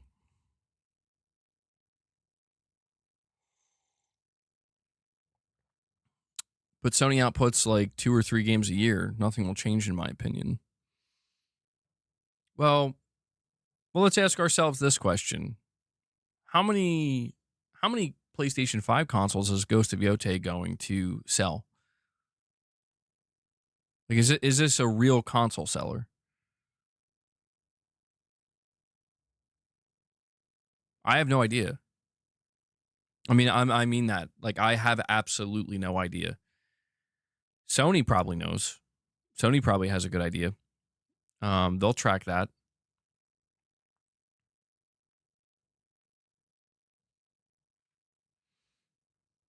You'll trade your PS5 in for the Wolverine edition. If they do a Wolverine edition, yeah, I'll probably get that. At least the plates. Yeah, I think, to be honest, I think the biggest struggle that Sony's going to face is, and I think they're dealing with this now, is convincing shareholders, because you know they're going to try. They're trying to right now, and they're going to continue to try, convincing shareholders that they haven't hit a wall. And it's not necessarily their fault that they hit a wall. It's just the natural way of things, where it's like, you're not doing badly, but you peaked in terms of revenue, in terms of like how much you can extract from this. And the problem that Sony finds themselves in is that if they try to navigate in other, 2 other areas, they are at a risk of like, they're at risk of the thing that got them to that peak beginning to diminish. But the real question that they have to answer is, was it going to diminish anyway? You gonna get what I'm saying? Like, if this was going to be sinking slowly anyway, like going down, then it doesn't matter. Like, we were going to have to do this anyway. We may as well just start now. I don't know. I don't know if that's how they see it, but based off of the way they talk about it to their investors, I think that is how they see it. This is why I always talk to you guys about, like, I think Sony's just basically positioning themselves and preparing. They're bracing for the PlayStation 6 generation to not get off to a very strong start. I saw the Sony Ben news, JMR. We talked about that earlier. Yeah.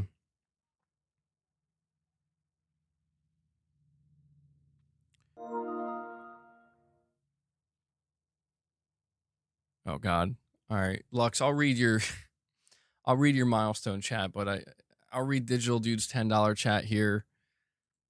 He says, "Step in the spot, MBG Gangsta. You just a clone, not a boss, just a prankster. Talking that loud, but your rep getting blanksta." I'm the top dog, certified ranksta.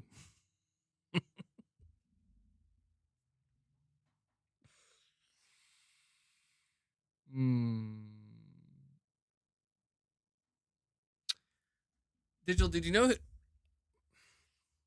Digital dude, I want to ask you something. Have you ever watched the show House?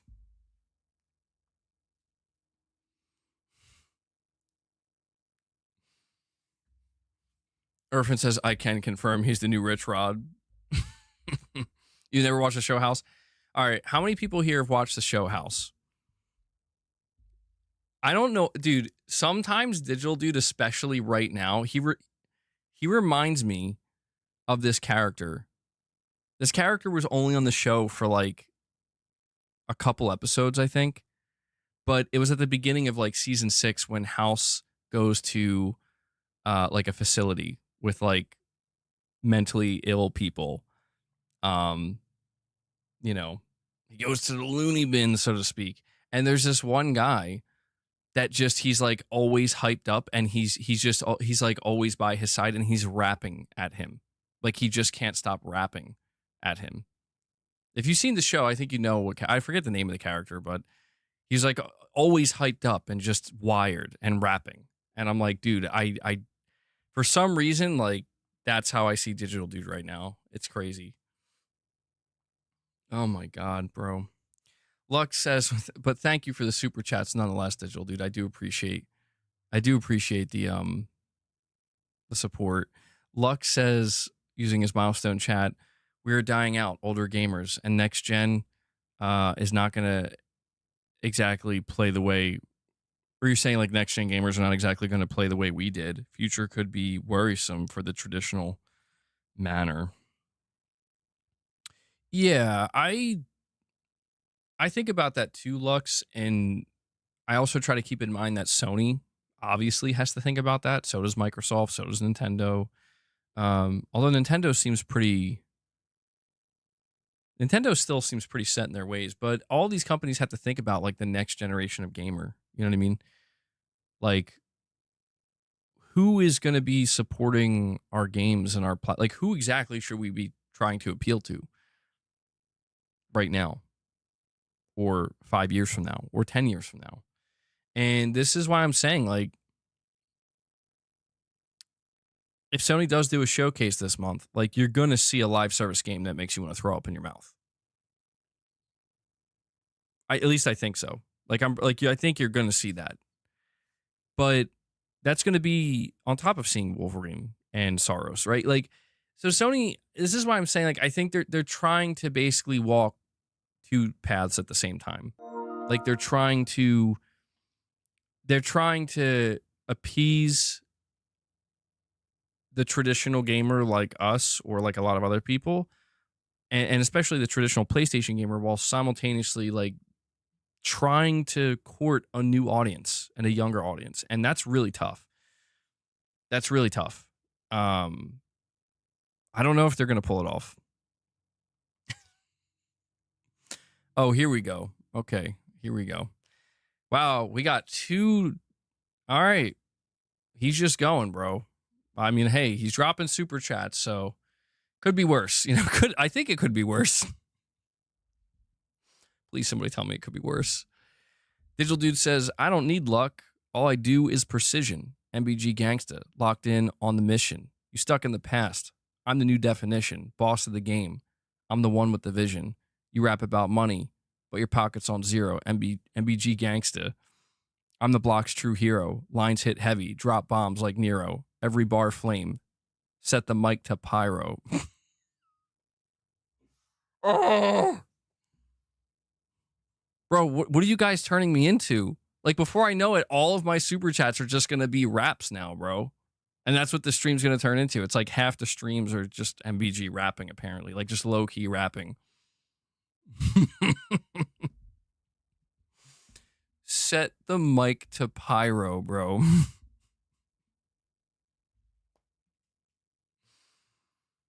Sounds like you got a battle now.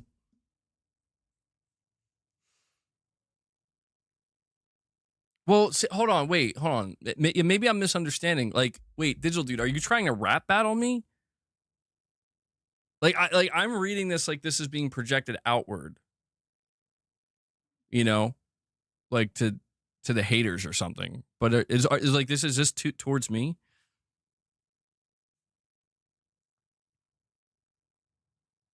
He's probably like, I can't answer. I'm too busy typing my next super chat rap.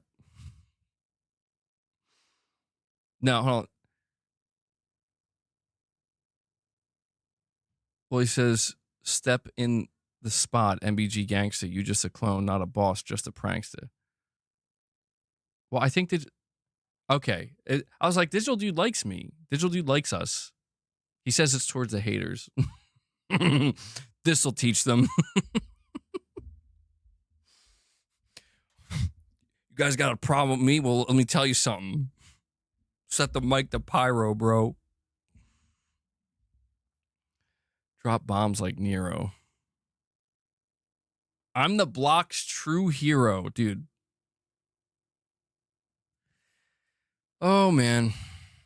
Gaming 2025. Wonderful. Wonderful. All right, I didn't even talk about double. I'm just gonna have to retitle the stream. Like the last topic's gonna be Digital Dudes raps. So did you guys? I gotta ask you. Did you guys see?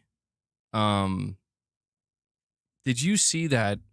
Apparently, Steven Spielberg wanted to direct a Call of Duty movie, and Activision was like, "Nah." Like, there's this report. It's a newsletter. Comes from Puck or whatever, which I guess they're.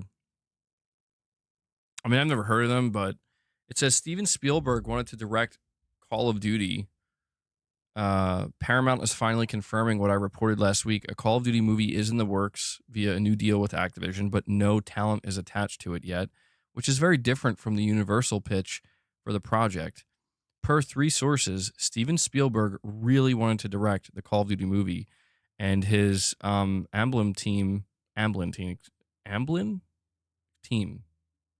Hold on. And his Amblin teamed with Universal dealmaker Jimmy Horowitz, to present the filmmaker's vision for one of the world's biggest gaming franchises. Spielberg is famously a big gamer and loves Call of Duty in particular, but with Spielberg comes the famous Spielberg deal, which includes top-of-the-market economics, final cut, and full control over production and marketing. That apparently spooked the team from Activision, now owned by Microsoft, which instead went with David Ellison's pitch that offered much more control over the process. Given the constraints, let's see who Paramount gets to direct the movie. Like, dude, this has to be one of the biggest L's ever, right? Right? Like, I understand the idea of like, oh, they got spooked because he wanted full control. It's like, yeah, but who wants full control? Who wants full control? Who?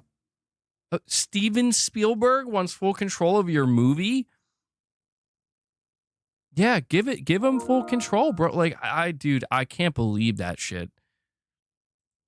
I can't believe that shit.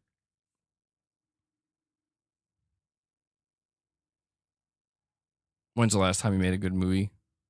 Well, yeah, but still, I mean, I don't know, man. It's like, it's the fact that, you know what really sold me on it? Is just like, this dude literally likes Call of Duty. Like, he plays the games. Apparently, he bought like every Call of Duty game. And he's a legendary filmmaker. It's like, dude, you gotta let him do it. You gotta let him do it. Lux, you're saying Spielberg takes a % from his movies. Microsoft wants that money. Literally the highest grossing director of all time. Dude, I wish I'd never learned about this. Uh-oh, hold on. Digital Dude's not done. Digital Dude says, Phil Spencer talks like he's running the game, but Xbox still sucks. Man, it's always the same. Buy up studios thinking that's the fix, but exclusives still weak. PlayStation got the hits. Oh, shit. Here we go. Digital Dude's taking his turn to become Rich Rod. Digital Dude and Rich Rod are going to single-handedly bring the console wars back to life. Who were you thinking on teaming with? Do you have A timeline to responding to some of your ops? Let me see what Walroar said here. He says, just finished Sunday stream. What am I thinking of teaming with?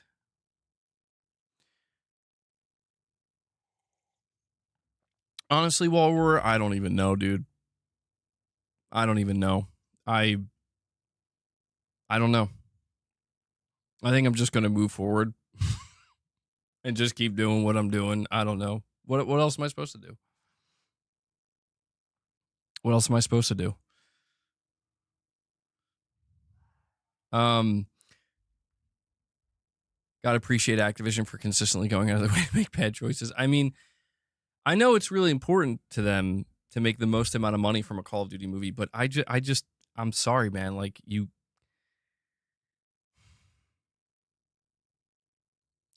my whole thing is, who's going to make a better Call of Duty movie than Steven Spielberg? Especially knowing he plays the games. Who's going to do a better job? Who is Paramount going to team up with that's going to do a better job? Who's even going to be in the Call of Duty movie? You know it's going to be The Rock. They 100% want a Fast and Furious style We support movie that you, does bro. well in China. Flex biceps emoji. Keep doing what you are doing on the road for 200K. Oh, thank you for that, Walroar. I appreciate that, man. Yeah, we'll keep it going. I mean, I think right now what a lot of people are hoping for, like specifically in the PlayStation community, because I'm just being real about it, man. Like, I think a lot of PlayStation fans are still fans. You know, they're still playing, still interested. But I just think they're kind of ready for, like, all right, like Sony, let's get, like, they want to see some excitement brought back. I think that's what they're waiting for Ghost of Yote, of course. So I appreciate that, Warren. Oh my God, bro. Yo, I asked Digital Dude for memberships, and he's out here like, I got super chat raps, bro. You know what? Hold on. Hold on 1 second.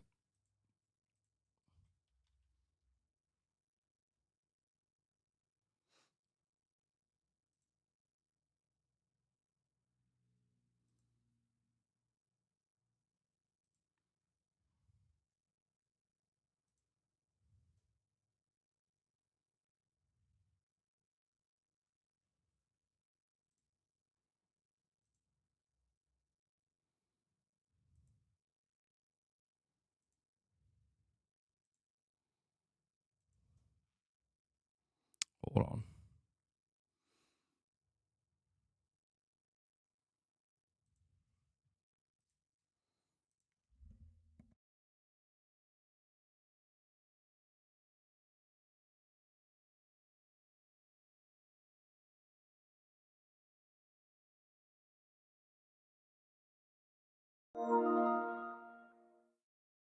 Phil Spencer talking games, but he's running on fumes, promising blockbusters, delivering empty rooms.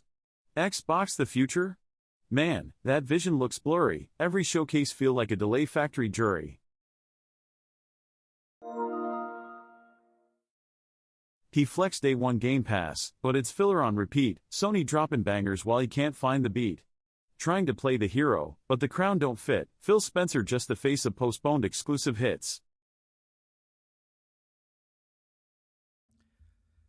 I don't know if I did Digital Dude enough justice with that voice. Hold on.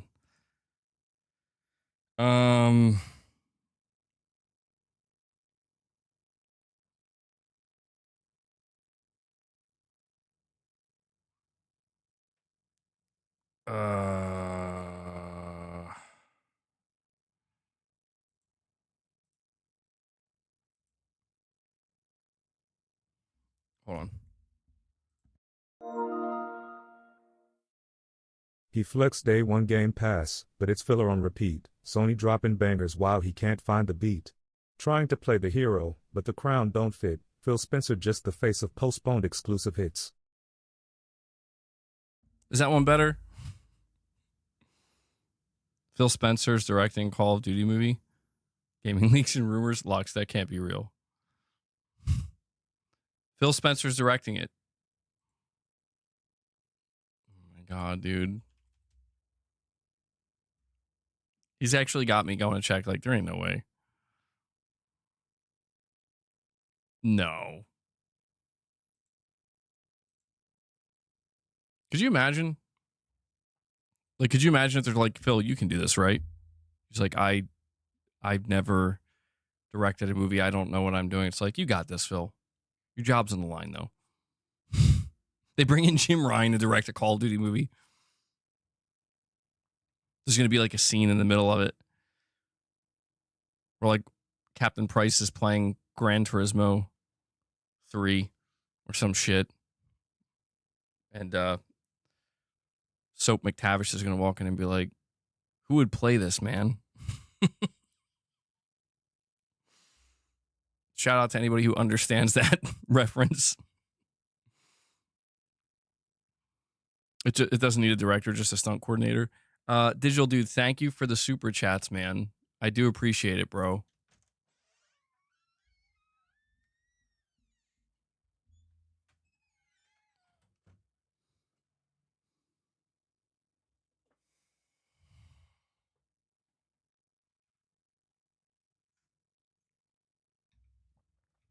All right. I totally lost where we were, what we were talking about. Yeah, I'm not sure who they would cast in the Call of Duty movie, dude. You think Jason Statham is Price? I don't know about that one. I think they're more like with the Call of Duty movie, I think they're more likely to go in a modern warfare direction. I would like to see them do a movie on like the Black Ops storyline, though, more so than the Modern Warfare storyline.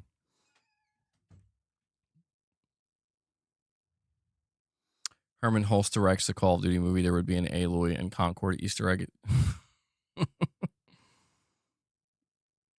Yeah, Jason Statham, I think he's like older now, right?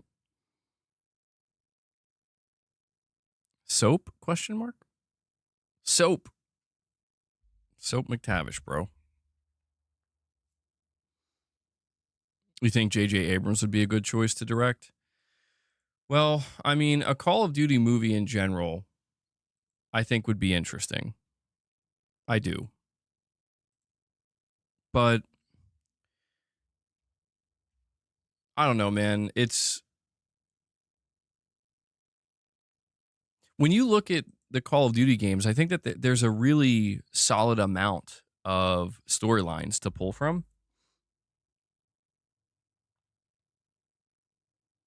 The thing about a Modern Warfare, I do think the Call of Duty Black Ops storyline would be more interesting for a movie, though. I really do.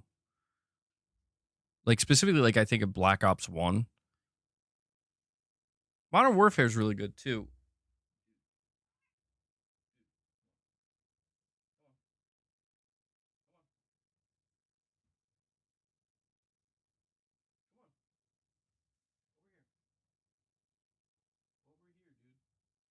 You can't.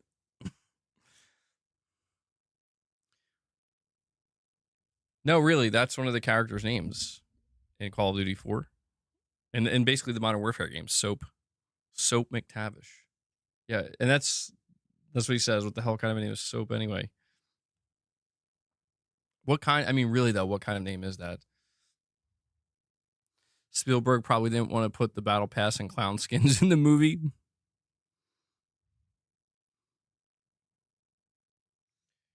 Dude. Boss, did you not get enough?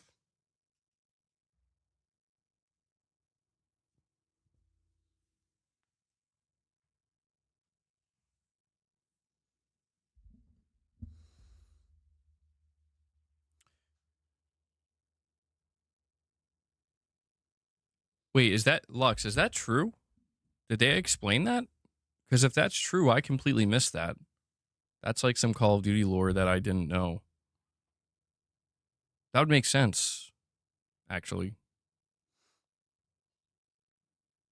Get Ryan Johnson to direct a Call of Duty movie, see how it turns out. It's an obvious nickname. This is blowing my mind. Well, yeah, because it's John Soap McTavish. Yeah. True.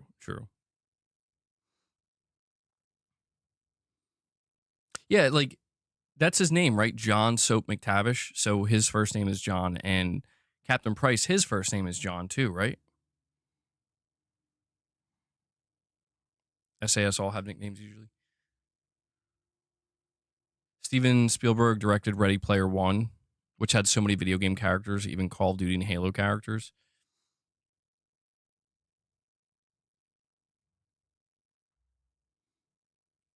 An original story or adaptation. I would love if they go with Modern Warfare 2 or 3. The Modern Warfare stories are really good. They're just super intense. Like, it's just like authentically like military themed, you know? Colt Eastwood, fake shooting, missing the frame, talk big money, but it's pennies in your name. Trying to run with kings, you just playing a pawn, your legacy's a joke, your crown already gone. Yo, Digital Dude's not done. Boss, how many times, bro? Come on. He just keeps jumping up on my lap. He's like, can I chill here now? Digital Dude coming in. Aggressive, man. Don't get fooled by his name. It's actually Rich Rod. Yeah, they're the same person. Yo, somebody mentioned yesterday, like, Rich Rod hasn't been here since we told him about that Sunday stream. And it's true, like, he hasn't been here. So I don't know. I'm telling you, he's like, my work here's done. Irvin, was it you? Oh, man. Bars hollow like your hype, echo in the air, I strike with precision, leave you gasping for air. Frontin' like a legend, but the truth's in your look, I write history while you get erased in the book. Damn, that last line was kind of cold, bro. That last line kind of went hard.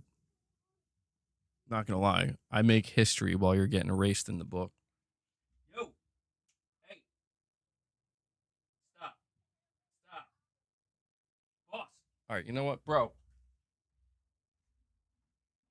Yeah.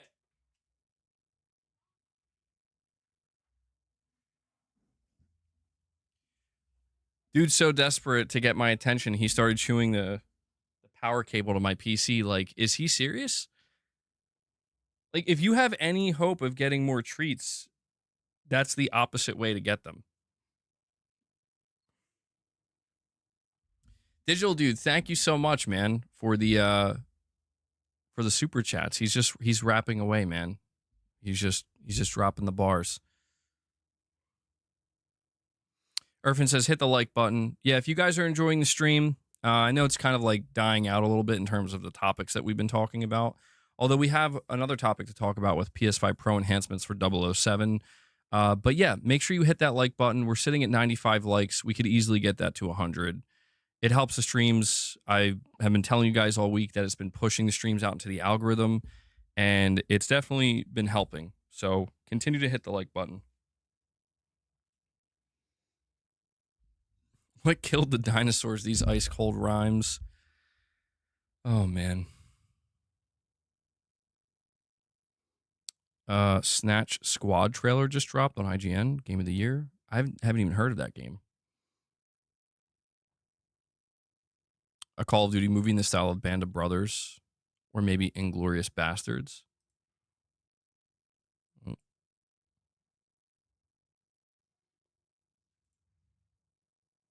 What if they decide to go with original characters, an original story and original characters, and they don't follow like the Modern Warfare storyline or characters?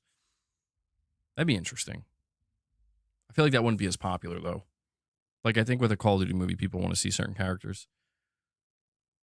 Yeah, dude, Digital Dude basically just single-handedly, like, we drop over $100 in super chats, bro.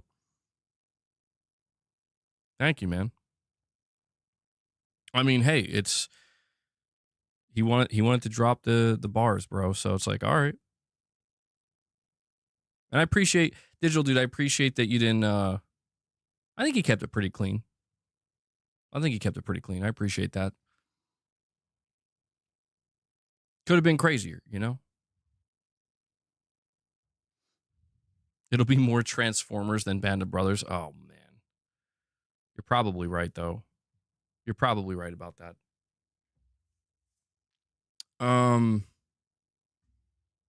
So I wanted to go over this too as well, though, because I know a lot of people are super excited for the 007 game.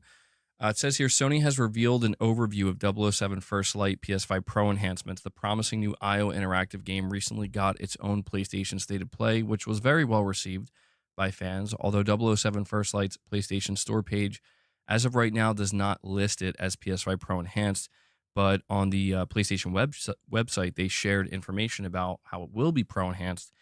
And I'm actually wondering, like, I'm curious what you guys think of this, because this kind of caught my eye. We know that there's a big update coming to the PS5 Pro in 2024 that's going to apparently bring the, as Mark Cerny put it, the full fat version of FSR 4, which is a pretty big deal. FSR 4 is really good. They say here, optimized console performance. Enjoy the action of 007 First Light at 60 FPS in quality mode. So they're basically saying that you're going to be able to play the quality mode at 60 FPS. And it just makes me wonder if this new update for the PS5 Pro is going to be ready in time for this game coming out. Because, I mean, yeah, dude, that's, I mean, we saw that with something like, Final Fantasy and Demon's Souls, but I don't know, just a little bit of speculation on my part, but that's pretty good. To me, that's like ideal, being able to get the quality mode fidelity at 60 FPS.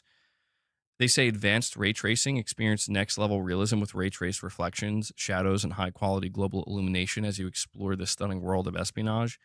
And then, well, okay, so they did confirm it here, PSSR. So they don't say if it's like an upgraded version of PSSR, but they say get super sharp image clarity on your 4K TV using AI enhanced resolution for ultra high definition play with astonishing detail. Oh, hold on. It's not done. Xbox flexing loud, but it's all just static, trying to run the game, but your code's erratic. Lagging in your box, call it a digital tomb, I bring the storm, and your empire meets its doom. Dude, he said digital tomb. Digital tomb. Yo, digital dude, I gotta ask, are you coming up with the stuff on your own? Or are you using something? Because, like, he's just going, dude. He's just going. He's still going. Digital dude is single-handedly supporting my channel through super chats by rapping about Xbox. You're having your brother help you. Dude, they're both just sitting there and be like, all right, yo, this sounds good. Write this down. Super chat this, bro. That's so funny. That's funny, man.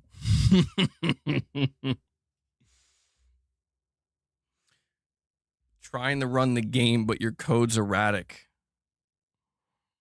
Call it a digital tomb. Oh my God. Maybe that's what we'll convert this channel into a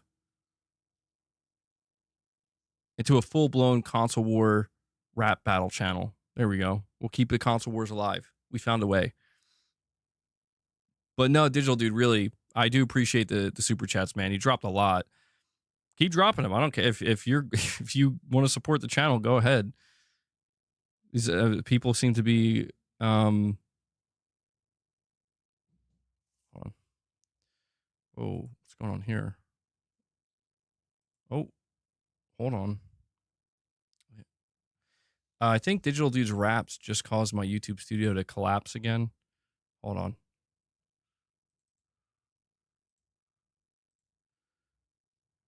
Okay. All right. I do not understand why it does that. It still does that. It's been doing that for years. It just crashes. There's no rhyme or reason, seemingly. Mr. B, you're saying the 007 stated play was probably shown in the quality mode. Well, it definitely wasn't running at 60 FPS. I'm thinking, to be honest, the game probably isn't optimized for Pro yet. I think they're saying what they plan to do. Yo, I love how Digital Dude is inspiring Irfan. Now Irfan's in the... Oh my God, what is happening? Help. Help, man. We've lost the plot.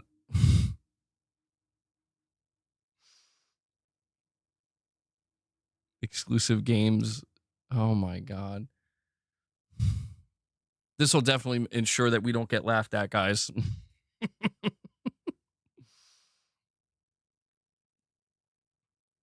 So rest dear box beneath the shelf. Irfan, there's no way you came up with that yourself, bro. So rest dear box beneath the shelf. Oh, man.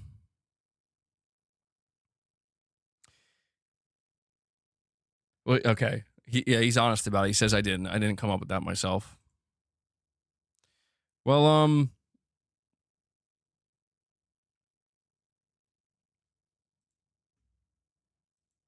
there was that rumor we got earlier this year. Something on my nose.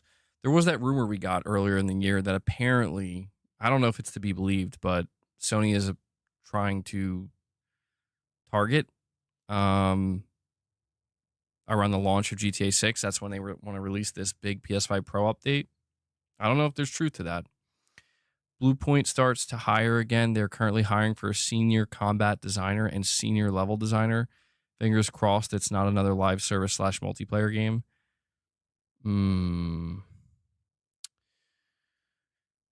Yeah, that's it. So it seems like Bend and Bluepoint's games were greenlit at around the same time. Did you see the 007 Collector's Edition comes with the physical disc? I did not see that. That's actually great, though. That's actually really good. We need to see more of that. We do need to see more of that. And we have TP with Super Chat. Did it not play your Super Chat?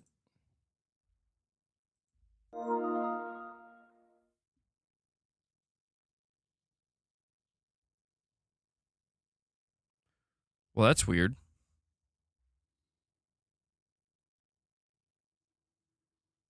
Did it not play for you guys? I don't... Huh. Is there like a threshold or something? Oh, maybe it doesn't... Maybe it doesn't say if it's... Maybe it's going to be like a $5 or above Super Chat or something.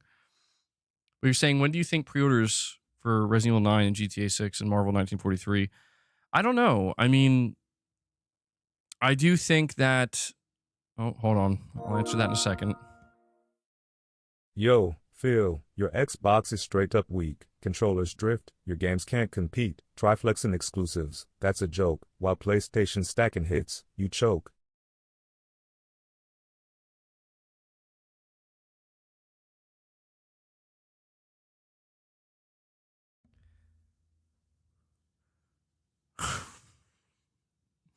To be fair, Digital Dude, to be fair, DualSenses get really bad stick drift too. To be fair, try flexing exclusives, what a joke, while PlayStation stacking hits, you choke. He's just going to keep going, dude. He's just going to keep going. TP, to answer your question, though... Okay, hold on, TP. Hold on. Laggy menus, servers crashing slow. I spit fire while your console's cold. Bro, step up or quit. Admit you got played. Sony's winning, your pride's decayed.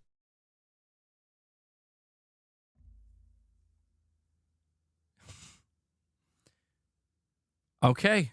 They're still going, dude. Digital Dude and his brother, they're like, all right, let's evaluate it. Laggy menus. I can't confirm or deny that. Servers crashing occasionally, on rare occasion. Your console's cold. Step up or quit. Yo, I can't wait for Phil to come out and challenge Digital Dude to a rap battle. TP's like, bro, he's just trying to answer my question. Every time I try to answer the question, Digital Dude comes in. He's like, hold on, I got another one, bro. Damn, Digital Dude, thank you for the super chats, man. Not too bad, though. Not too bad. He's spitting. You think so, Chaos Theory? Oh, man.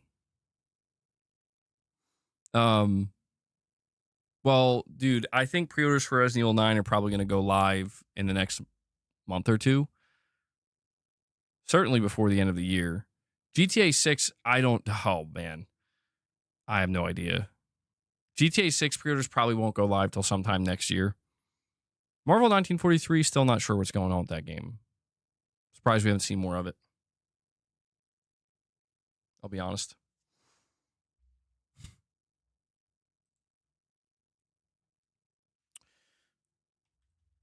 All right, let me see here. So yeah, 007.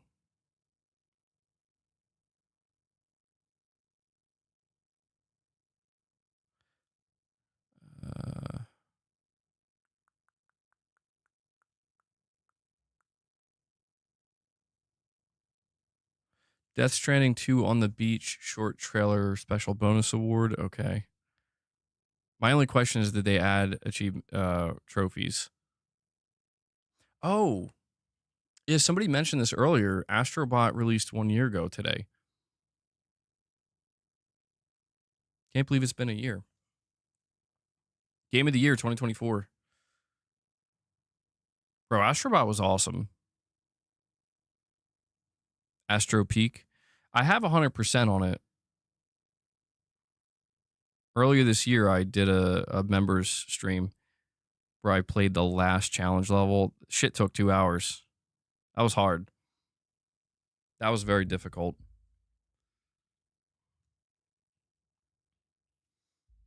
Oh, Irfan, that was you again? Hold on. Yep, there you are. Party Judgment. Okay. Now I know. Anytime I'm on the PS5 Reddit, I'll know it's you. Oh, you know what? We talked about Mind's Eye earlier. It says, despite layoffs, Build a Rocket Boy releases Mind's Eye Update 4 and promises it's committed to enhancing Xbox the gameplay weak, experience. lagged Oh, out, God. selling lies, controllers drifting, your empire dies. PlayStation smokes you, no shade, just facts. Phil, quit frontin', we laughing at your cracks. We're done now, Lamau. We're laughing at... Dude, I swear to God, I thought you said we're laughing at your crack, bro. I read that before it said it, and I read it as we're laughing at your crack. I'm like, there's no way. There's no way. So, Digital Dude, I can only assume after dropping this many super chats rapping about Xbox and PlayStation that you're an Xbox fan. You're really rooting. You're going to buy the next Xbox PC hybrid day one. It's a day one buy for you. He said digital out. I guess, well, that wraps it up, bro. I mean, goddamn.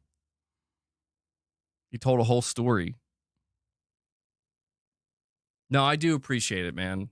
That's good stuff, dude. Thank you, Digital Dude, for dropping so many super chats. It does support the channel. I'm just glad I turned on text to speech, because that would have been a lot.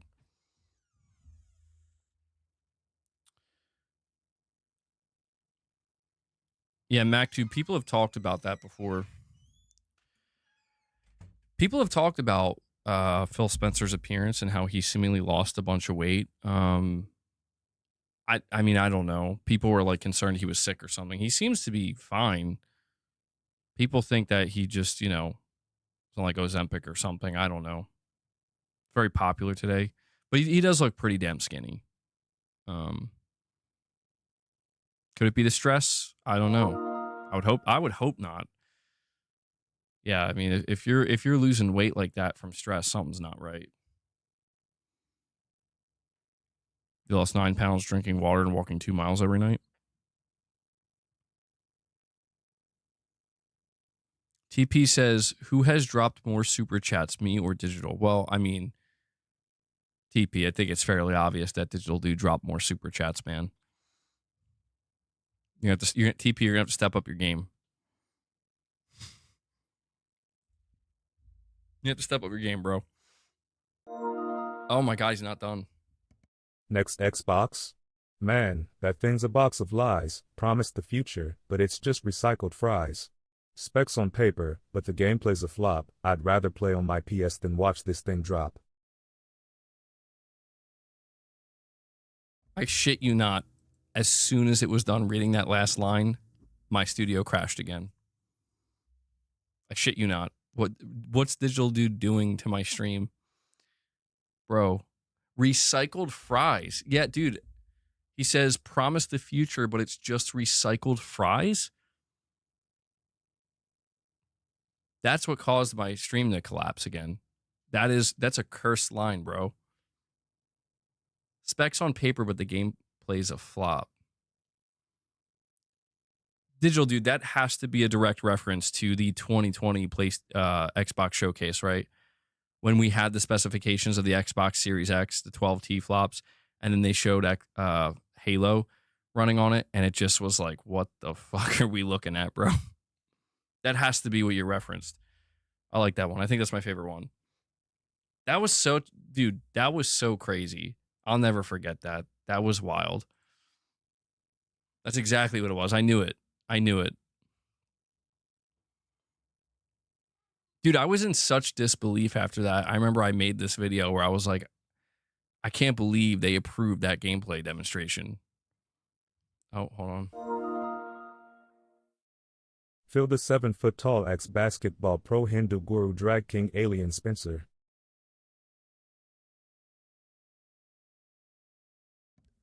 Yo, hold on. Isley's got some bars too. What? Dude. 7-foot-tall ex-basketball pro Hindu guru? My grip on reality. Well, guys, we passed the 2-hour mark of the stream about 21 minutes ago, so this is usually about the time things. Depending on how many topics we have, this is about the time things start to go completely off the rails. Damn, dude. Digital Dude's completely he's scrambling everybody's brain here. Just got done watching the gameplay trailer for DQ1 and 2 collection. It's looking very good. Irfan, you remember, was that a Blue Box stream? That was crazy, bro. I got stream sniped so bad. So bad. That was crazy. That was super funny, though. That was really funny. For those who don't know, back when the Blue Box thing was happening, I was doing like this live stream one night, and I was like live scrolling on Twitter, and I was scrolling in the replies, and somebody put the most heinous thing. And I accidentally showed it like live. It was like 1,000 people watching or some crazy shit. So bad. So bad. Good times though. Good times though, man. All right. Here's what we'll do. We're approaching the 2.5 hour mark. My goal was to try to get to the 3 hour mark, but if I'm going to do that, I'm going to have to basically just hang out with the chat, and we're going to have to, I was going to say we're just going to have to spitball and, just free flow, but I say that after literally like, I think 20 super chats from Digital Dude rapping. So I think it's safe to say we've been doing that for a while, but we'll keep it going. But what I'm going to do is I'm going to add a goal. I'm going to add to the goal. So we're at 25 members.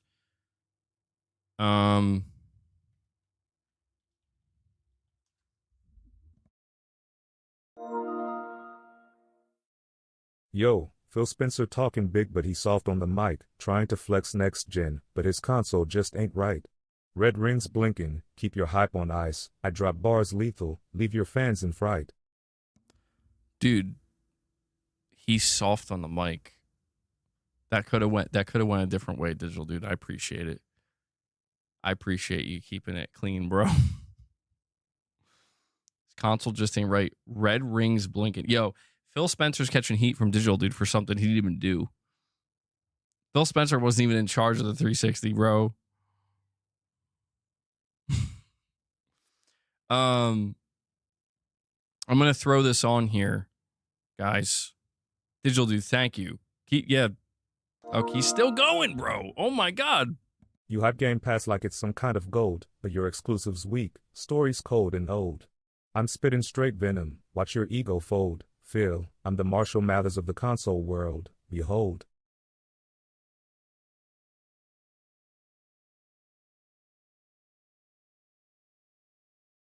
There's no way he just said he's the Marshall Mathers of the console world, bro. No way. Damn, dude. Literally, damn Digital Dude. I'm the Marshall Mathers of the console world. Digital Dude's got to let it all out, man. He's got to let it all out. All I was trying to say, guys, is we're going to be streaming for another 35 minutes. And I'm adding to the goal to incentivize us to get to 50 members. It's okay if we don't, but I want to push for it and give you guys a little bit of extra incentive. If we hit 50 members today, we'll do a Metal Gear Solid Delta gameplay stream. All right. MacTube says, bro, don't compare yourself to Eminem. Harlem, you're saying Ben Studios' next game might be Siphon Filter. What's making you say that? We also have Pushing Polygons, a member for 28 months. Thank you for the long time support, Pushing Polygons. You're saying, MBG, we're getting to the end of the year. Besides Yote, what else is going to be a possible hit for your game of the year? Also, will you discuss your faves in December? Yeah, definitely. When December rolls around, we'll definitely look back on what I played this year and just have a general discussion about the best games of the year and what our own personal games of the year are. Yeah, Yote's coming. That could go up there, obviously. I'm looking at something like Silent Hill F, looking very promising. I would hope that I would be able to play it, before the end of the year. That could end up being a possible game of the year contender, depending on how it goes, because it is looking really good. Let me see here. I think for some people, Hollow Knight right now, that just dropped. I don't know if Metal Gear Solid 3 would be a game of the year for me, only because I don't know, it feels weird because it's like an automatic, like, yeah, this is going to be one of the best games I play this year. But I mean, last year, Silent Hill 2 remake, that was a remake and that was my game of the year. I don't know. I feel like I don't think I could count Metal Gear Solid 3 just because, or Metal Gear Delta, because I still do feel like there is certain aspects of the game design that it's like and I think they made the right choice. They decided to stick to the game and what it is, you know what I mean? And like not try to change it dramatically or change things that didn't need to be changed in fear of like changing the game design completely. But I don't know, man. I don't know. I'll have to. I'm still early in the game. I gotta just get into it and complete it, and hopefully platinum it. And I'll know. I think by that point if this is going to be like I don't know if Metal Gear Solid 3 is going to outshine Death Stranding 2 this year, because Death Stranding 2 is new. It's new and it's very very good, very very very good. You like Silent Hill 2 more than Astrobot? I did actually, yeah. I mean, I really liked Astrobot. Dude, I don't understand. Dude, I do not understand why these cats, they just want to sit on this power strip. It's so fucking annoying. I loved Astrobot. Astrobot was a top tier game of the year, absolutely. But yeah, dude, Silent Hill 2 was incredible. I mean, that was like, yeah, this is insane. And we have 2 super chats from TP. He says, what are you doing on May 26th, 2026? Anything? No, nothing in particular. Nothing in particular. Irfan, I'm glad you like the spoiler cast, man. And you say, should I get Gears of War E-Day instead of Reloaded? I think that depends on if you already played Gears of War 1. If you already played Gears of War 1, you probably don't need to play Reloaded. But yeah, I don't know. I mean, E-Day is a you know, E-Day is a prequel. Is that a do-rag I have on? Does it look like a do-rag? I'll just say it is. I'm just going to say it's a do-rag.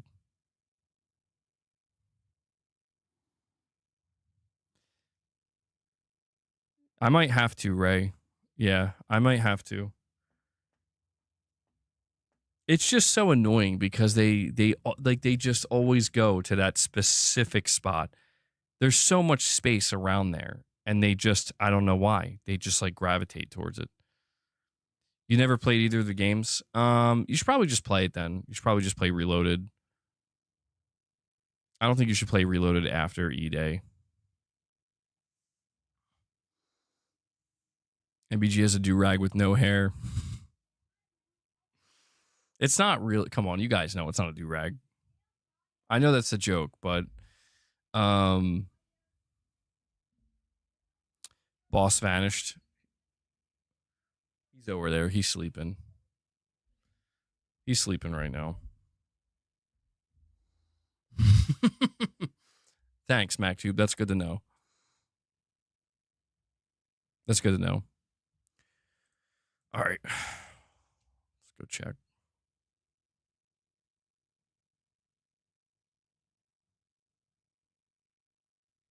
That thing about Blue Point that somebody mentioned, I'm not seeing that reported anywhere, but I'm assuming that that's just something you can find on their website.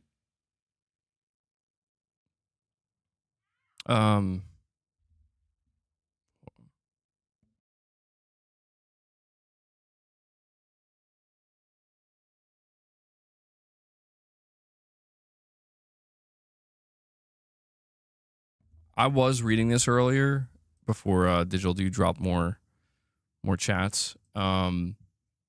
Apparently, despite layoffs, Build a Rocket Boy is releasing. Oh my god, dude, that's crazy. Exclusive? Nah, your catalog weak. We got blockbusters dropping. Y'all just playing hide and seek. Game Pass trying to flex, but it's a shallow plate. We eat platinum meals while you serving scraps late.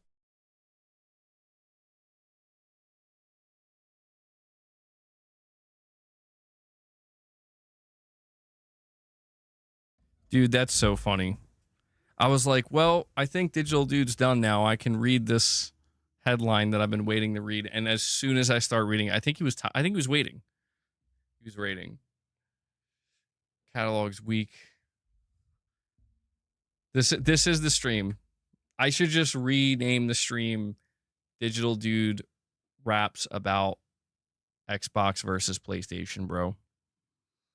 It's a shallow plate. We eat platinum meals. Oh, I see what you did there. We eat platinums. Dude, I think you spent more than $100. Well, I do appreciate it, Digital Dude. I do appreciate it. It's an unorthodox way to support, but... Phil talking strategy, but he's stuck in the past. We moving like lightning. Y'all still driving too fast. Halo ain't saving you. Forza can't compete, while we stacking PS5 wins, making history repeat. Halo ain't saving you, bro. Halo ain't saving you.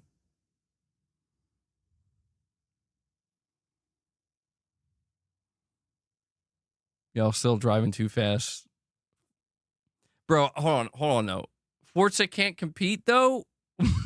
now he's just rapping nonsense. Now Forza can't compete. Get the fuck out of here, Digital Dude. I think he was going after me with that one, bro. That's crazy, Digital Dude. This super chat, dude, I'm looking at the super chat history. That's fucking crazy. Digital Dude just basically has been rapping in my chat for the past hour. This is what it would be like if Digital Dude was a co-host, by the way. It would just be me trying to talk to you guys about certain stuff, and then he would just be randomly like rapping. Like I said, he's just like that character from House. Unorthodox? Nah. I think it should be the only way going forward. Yeah, the only way you can support my channel is by dropping super chat raps about the console wars. No, it's very kind of you, though, Digital Dude. I appreciate it, man. That's some good support. Tarnished, you missed like an hour of Digital Dude raps. Ben Studio Team is dumb. Gamer XZ, what makes you say that? On Bluepoint, they only have 2 jobs on their website right now. One for senior combat designer, another for senior level designer. Okay. Hold on. Raichi says, Sony ain't driving like lightning. They're turtles. Wait for Microsoft to fail and slowly copy as homework after the backlash calms down. Oh, dude, yo, we got some clapback here. Hold on, we may actually have a rap battle going on. You hear that, Digital Dude?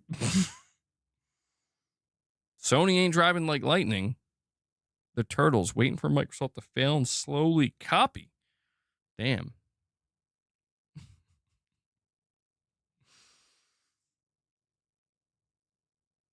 Tarnished, dude, it's been, he's still going with the rapping. Him and his brother, they're just like, they're going crazy. That's why I'm just keeping the stream going, because it's like, let's just see, you know? Like, I love how Ray's like Ninja Turtles, though. Like, we're talking Ninja Turtles. Yeah, bro. Yeah, Ray. Ninja Turtles. Exactly. Just like that. Oh, he's still going, dude. You brag about cloud, saying future is near, but servers go down, users yelling in fear. Exclusive games? Bro, we count them on one hand, meanwhile PS5 stacking hits across the land.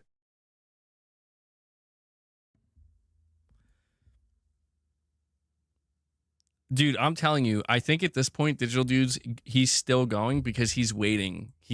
Digital Dude's trying to find the person who's going to clap back. Through rap.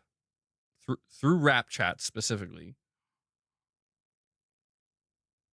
You brag about cloud saying future's near.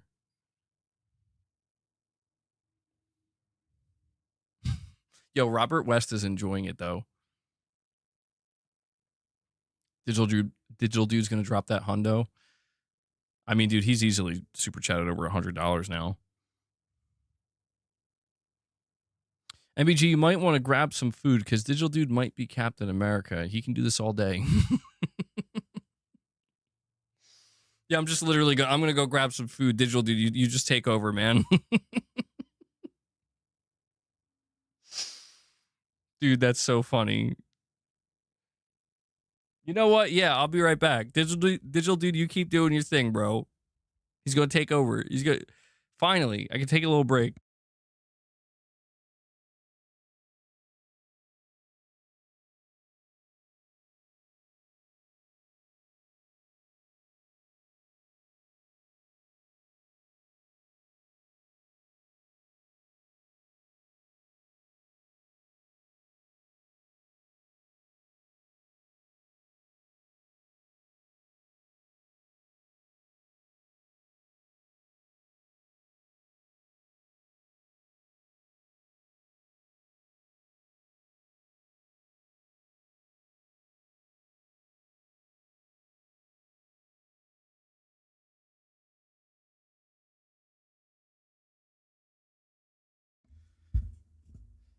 I'm here for the show now.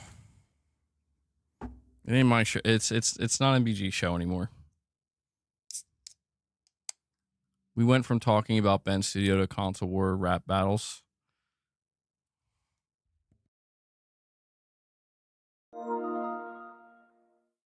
Phil Spencer, sit down, your hype train derailed, your empire crumble while our victories hailed. Green box, empty words, all smoke, no fire, we climbing charts fast, while your dreams expire.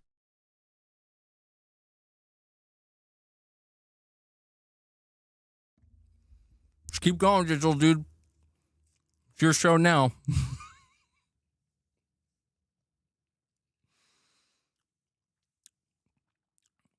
Jetty says by far the best stream because of these super chats. Oh, hold on, Mr. B. You're saying new MGS Delta update dropped and Konami's going to improve performance on consoles?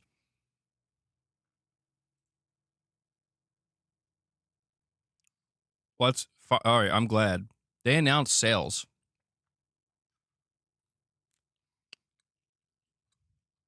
They announced sales, and I'm like, bro, this is awkward. You're announcing sales before letting people know you're going to fix their performance. Did they say, like, when they're going to fix it, though? Diego, you're still not going to buy it, even after the update. I get it. They're going to add a performance and quality toggle for PS5 Pro. Okay.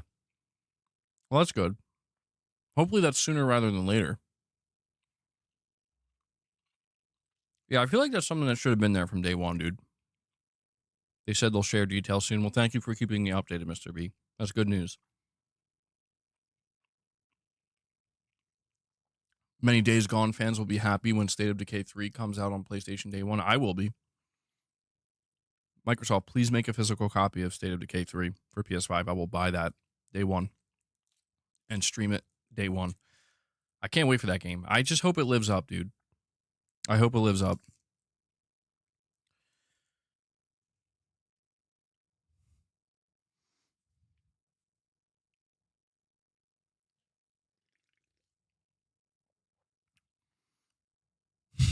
Oh, Ray, you've been keeping track? Yeah, dude. You know what's funny? He's getting close to the 50 bomb, right? I love how Digital D was like, you know what? Rather than dropping one, look at this. It just looks weird holding this. Oh, wait, hold on. He's still going. Cloud dreams? Man, you floating in azure mist, but your moves stay slow, like they stuck in a twist. Talking surface, but it ain't cutting no deep. I'm running circles round you while you fall asleep. Bro, that has to be... You're floating in azure mist. In azure mist. Like, dude, that one's crazy. Straight up referencing their cloud servers, their cloud service, man. Like, what else we got? I mean, there's got to be an Office 365 reference, right?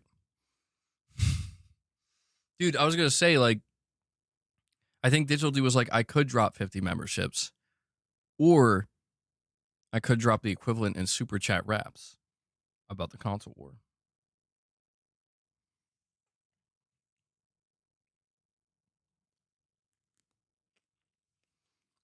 Oh, that sucks, Tarnished. Yeah. Good luck with that. I know what that's like. It's not fun. It's not fun. But, yeah. Try not to be too nervous. I know, it's hard. I get nervous with that shit, too. I don't like it. They drugged me up so bad, dude. I had to get my wisdom teeth removed. I had an infected tooth, and my wisdom teeth had to get removed. Oh, my God. Whatever they pumped me full of everything to the point where the next day I was like, I feel great. It's like, yeah, the drugs just haven't left your system yet, buddy.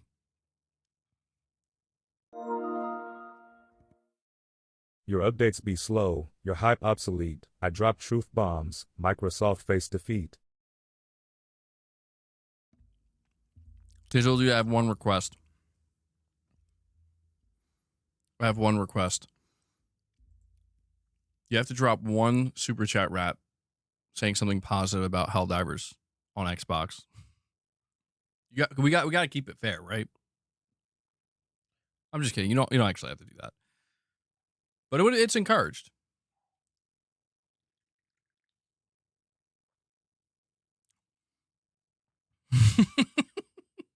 Yo, pushing polygons.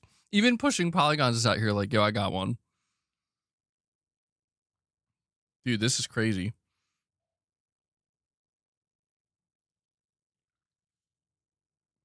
Yeah, that time he dropped a 5. He dropped a 5. Yeah, this is Liquid Death. It's pretty good.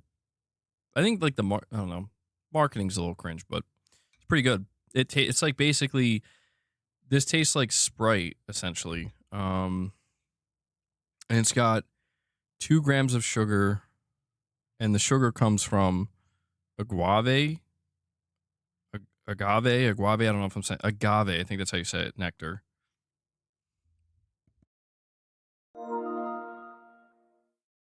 Satya, you CEO, but your crown feeling fake, selling Windows dreams while my console awake. Talking about the cloud, but it's all full of rain, your surface keeps slipping, can't handle the pain. Oh, yo. Digital Dude is straight up calling out Satya Nadella now. All right. All right. Satya Nadella, I don't know about that guy, man. I don't know about that guy. Like, I think we think Phil's bad, but it's like, oof. Oh, he went beyond the 50 bomb, dude? He went beyond the 50. Oh, shit. Satya or Totoki? He's talking about Satya. I'm still not, the jury's still out on Totoki. He hasn't been in charge long enough for us to really know. We have an idea. We have a sense, I think, a general sense, but we can't be certain yet. Helldivers 2 on Xbox, outselling PS in the first week isn't a surprise. Helldivers is an Xbox coded game. Perhaps. I mean, there's inspiration there. What does that mean, though, an Xbox coded game? Digital Dude says, I'm going to do one more, then I'm done, bro. Yeah, and then make sure you drop 25 more member gifts. No, I'm just kidding.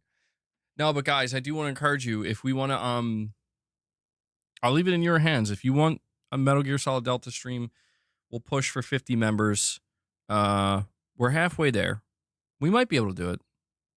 We have time. Digital Dude could have made it happen alone. But he's like, I gotta keep rapping, man. These raps are too important. But yeah, what does Xbox coded mean? Oh, you mean like Xbox players love co-op shooters? I can agree with that to a degree. Yeah. That's why I was thinking it was going to do well. Because everything about it, I feel like it does speak to the core Xbox player that would still be there today, that was there for Gears and Halo and, you know, all those shooters.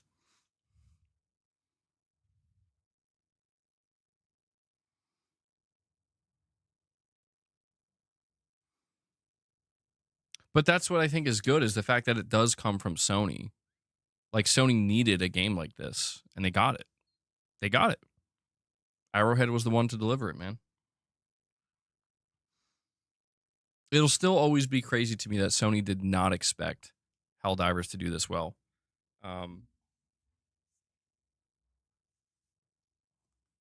Like, not even remotely. What the hell was that?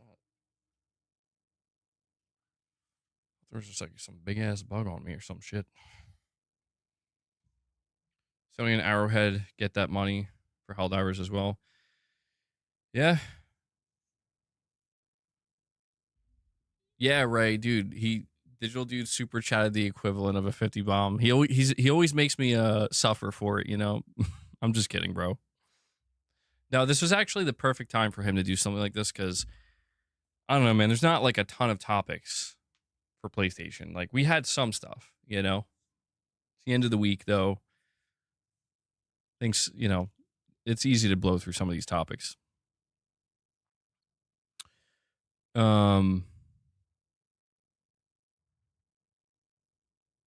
State of play looming.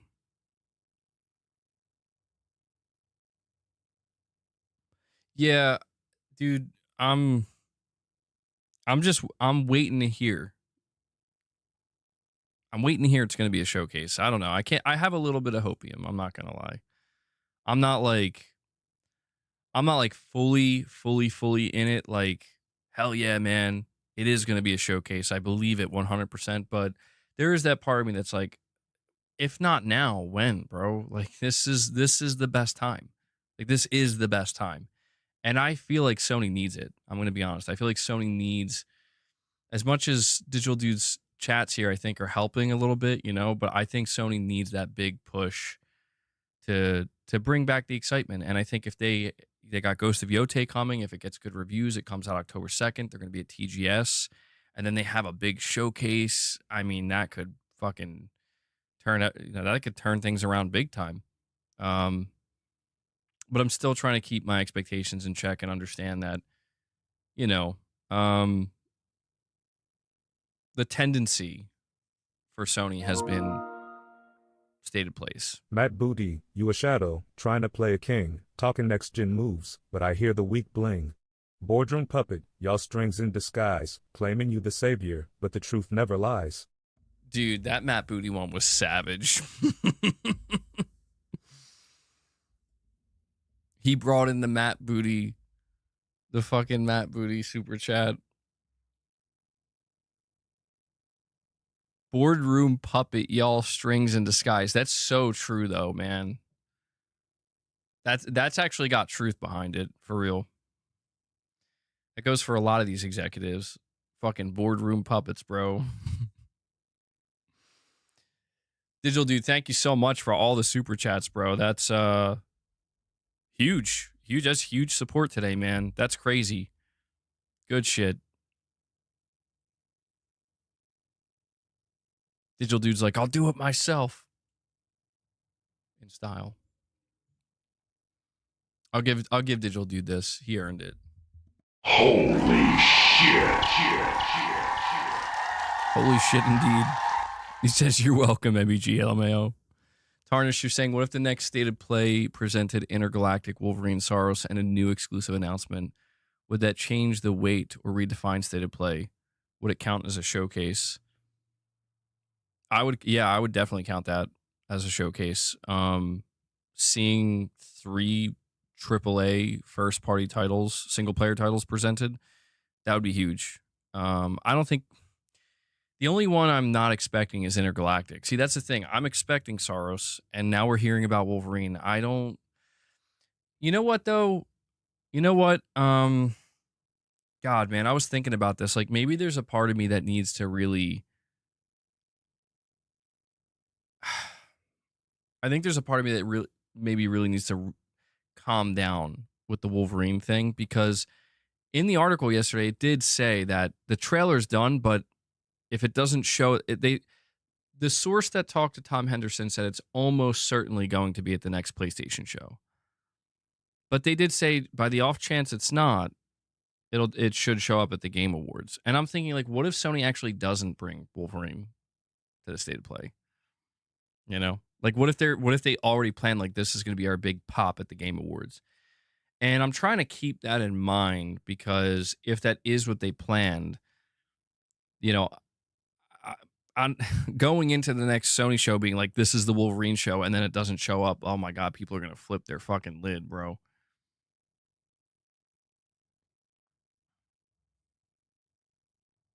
Yeah, I don't see why they would wait that long. Like, I just feel like if it's ready to go, show it at your own show. Right? Like, if it's ready, show it. But Saros, we got to see that too. So,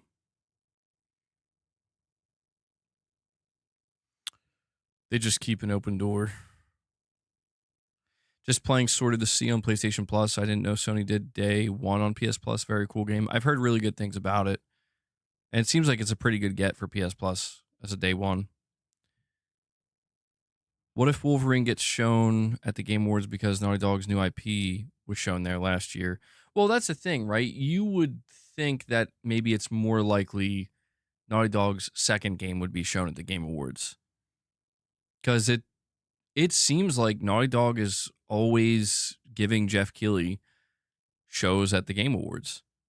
Or, sorry, not shows, games to show at the Game Awards.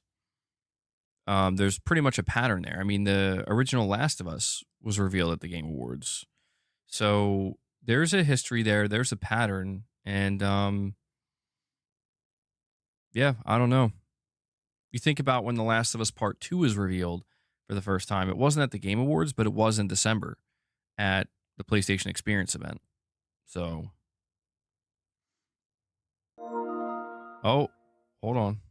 MBG, you soft, a shadow in my lane, talking big moves but it's all just pain. I'm the storm, you a flicker, a joke on display. No shade, MBG, just fun. Yo, Digital Dude just disrespected me. How dare you disrespect me like that, Digital Dude, on my own show? Nah, I know you're just playing, man. You soft. A shadow in my lane. That's a good one. A shadow in my lane. Talking big moves.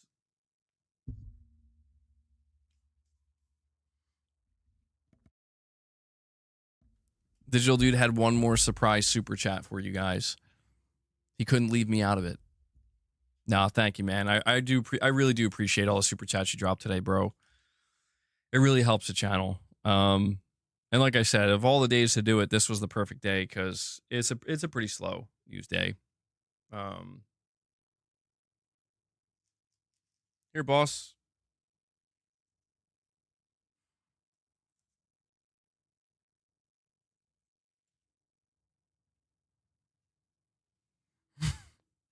He's just gonna chill there with Slim Jim wrappers on him. You're just okay with that. He seems very confused. All right.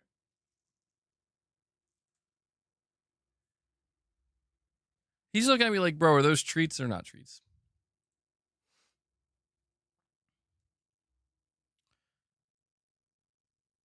Lady Gamer is saying, I enjoy coming to your channel because I don't get crapped on for my opinions. Well, you know, I always tell people like I'm cool with people having disagreements and having a difference of opinion. I just ask people to try to be respectful of each other, you know? Like if all else fails, like just be able to agree to disagree. And I've seen a lot of people behave that way, and I appreciate that. You know, I do try to keep an open mind here.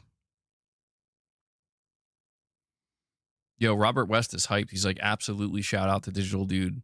Got the chat lit.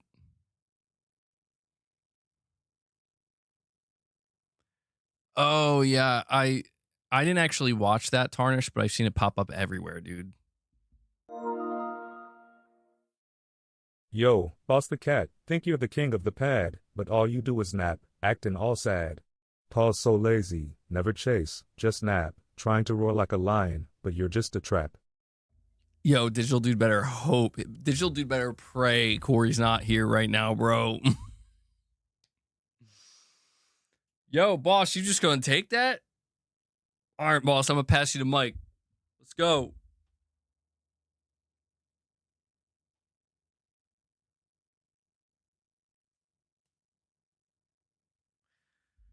Damn, I don't know. Maybe you're right, Digital Dude. He ain't even gonna defend himself. Yo, Digital Dude cannot stop himself. He ain't got nothing to say. He ain't got nothing to say, bro. Paul is so lazy, never chase. To be fair, if I brought in his favorite shoelace, he'd be jumping up right now. He'd be jumping up to here. But he's just thinking about snacks, dude. Look at him. He's just looking at me. He's just looking at my hands, thinking I got snacks. Yeah, there's nothing there, dude. Sorry.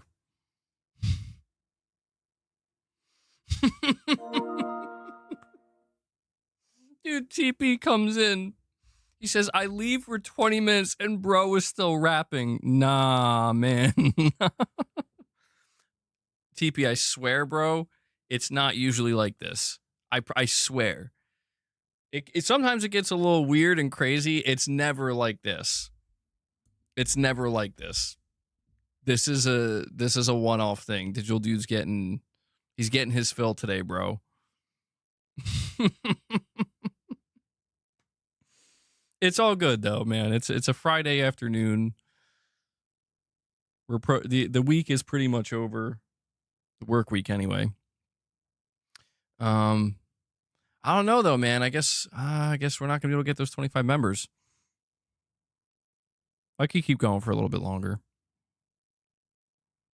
I mean, bro, Digital Dude he's still going for boss. Yo, Boss the Cat, you're a furry disgrace, stumbling through life like you lost your own space. Nap game strong but courage is weak. See a shadow on the wall? You squeak like a freak. Bro, I can't be having Digital Dude out here disrespecting Boss like this. Now he's got two super chats disrespecting DualSense Boss. King, feel the vibe when I press. Haptics hit different. Triggers flex with finesse. Precision unlock. Sony stay in the best. Video game emoji. Fire emoji. Oh my god. Oh my god. Digital Dude, what have you done? What have you done? Perfect image just dropped. Oh my god, it's like a different voice too. Oh my god, it's like multiple people rapping about my cat and the DualSense. Yo, you know what's funny though? Your chat at the end of your chat when you say you see a shadow on the wall, you squeak like a freak. He doesn't get scared of shadows, but when he does get scared or like really annoyed, he does scream. It's not like a squeak. I think you guys heard it. I think you guys heard it on a recent stream where he just flat out screams. It's actually terrifying. Boss is gonna show you, Digital Dude. If Boss had the ability, all right, somebody's got to drop a super chat in the name of Boss. I'm not creative enough. I'm not good. I couldn't come up with anything. It's got to be like Boss defending himself. Perfect Image had to get in on it though, man. Not gonna lie, wholesome stream.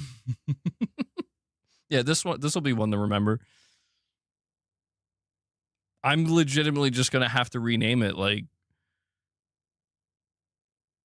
live rap battle, like super chat rap battle. I don't know. I feel like this is gonna turn into something though, isn't it? You know it's gonna turn into something where like now going forward, there's just gonna be constant super chats of people rap battling each other. Devil Shooter should make a Digital Dude's poem section in the timestamps. Yeah, I didn't even think about that. I don't even know if Devil Shooter's here. I don't know what he's going to do. Nice turnaround from the yelling and the trolling. Yeah, you know, now we just rap battle. Dude, I love the fact that the voice is different though for the direct donation tips versus the super chats. I love that. Digital Dude can't help himself though. He said like 3 or 4 super chats ago. Oh my god. Boss the Cat? More like a tiny fur clown, trips on his tail while trying to strut around. It's all you want, you'll never be feared, the boss of the house? Nah, just the Nap King tier. Tiny fur clown?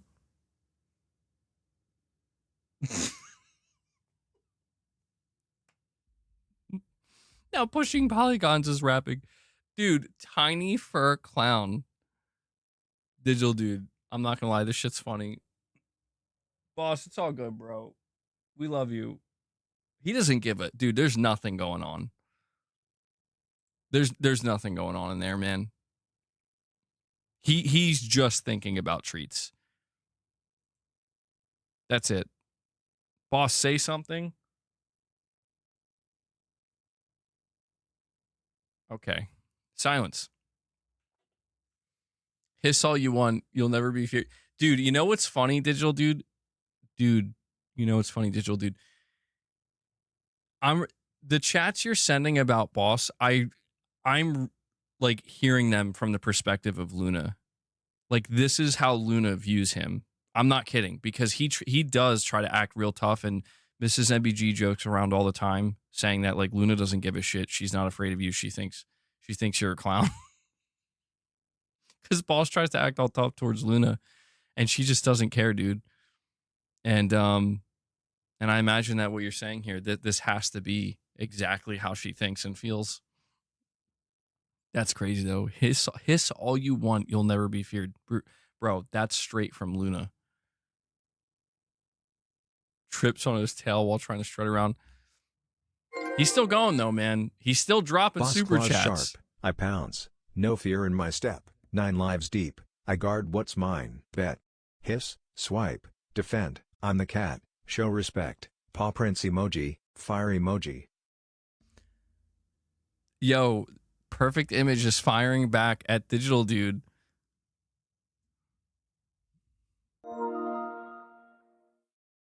Sony only owns Helldivers IP. They didn't make it is why it was a success.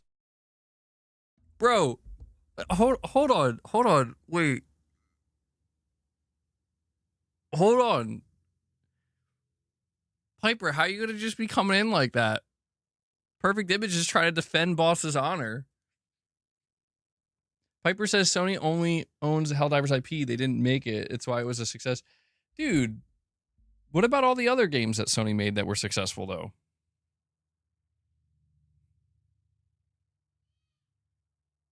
Huh?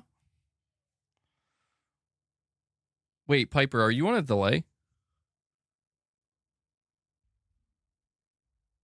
Oh, I think you just came in late. Disrespecting my cat? Disrespecting well, not Helldivers, but you disrespect Sony? How you going to disrespect Sony like that, bro? Yeah, dude, I don't know. Digital Dude's rolling in it. Digital Dude's rich. Digital Dude probably is rich. There's for sure at least one person on my channel that's mega rich. Yo boss, you call yourself king, but you're just a fraud, a furball of attitude with zero real applaud. You strut like a lion, but you whimper at a broom. Your empire's just a couch, your throne a cardboard tomb.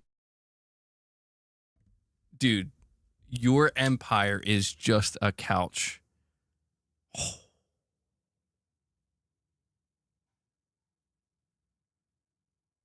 Your empire's just a couch, bro. Boss. Yo, I don't think Corey's here anymore, but Corey, can you rap? Corey and Hellbound. Combine forces. And you too, Ray. All three of you combine forces and create some kind of rap. I don't know, bro. Somebody's got to come out. Like, Digital Dude's going in so hard. I can't even be upset at what Piper said. I'm too focused on what Digital Dude's saying. This is MBG says, leave my cat alone. According to the Banana Man, apparently Hollow Knight Silksong is taking over gaming thanks to Game Pass. I'm done with these fanboys. Thanks to Game Pass.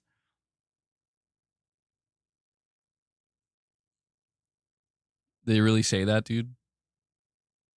Tarnish, did they really? Come on. No way. It's hit like over 500,000 concurrents on Steam, bro. Like, that alone means it's taking over. That's without Game Pass. That's just like straight up people buying it on Steam. Now I have enough super chats to buy GTA 6. They implied it, but did not state it blatantly. Okay. Yeah, I mean, I think it's fine that it's probably helping the game quite a bit that it's launched on Game Pass in the sense of just people trying it out. But the game's $20, you know? Like, I feel like when you have a game with this much hype around it and people are anticipating it this way. Meow meow. Meow meow. Meow. And meow. Boss.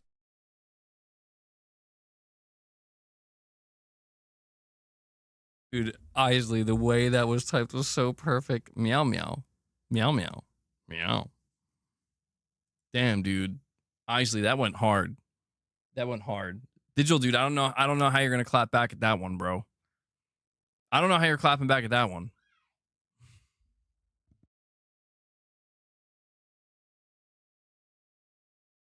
A grown-ass man meowing is weird.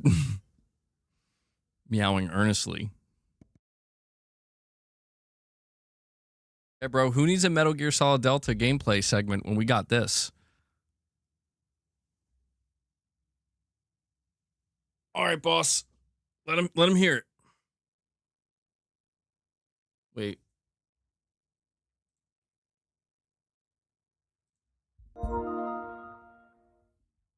Meow meow. Meow meow. Meow. And meow. Boss.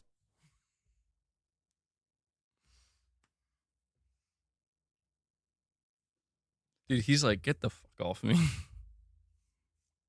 Boss has had it.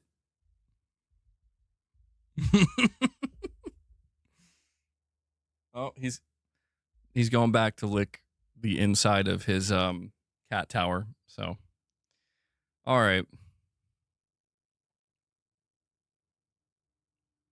Robert's so happy, man. Digital Dude really made Robert's day. Well, I mean, he made the stream a success financially. Jeez. Thank you, Digital Dude. Chaos Theory saying what is happening today? Yeah, I don't know. I might have to convert this into a I don't know. I don't know what to do. It's so off the rails, man. There's no getting back on the rails. It's imagine. Well, I mean, dude, I think we're just living in a time period, Tarnished and a few others who were talking about it. We're just living in a time period where like people just say things. You know? They just say things. They just say things. We just say things, you know? Just say things. Doesn't matter. Don't think too hard about it.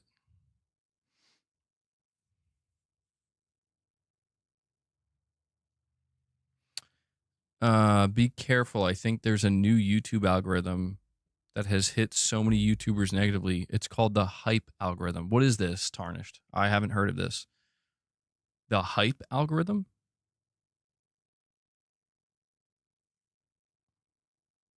Yeah, I see Pushing Polygons is he's trying to make something happen. I haven't heard of this hype algorithm.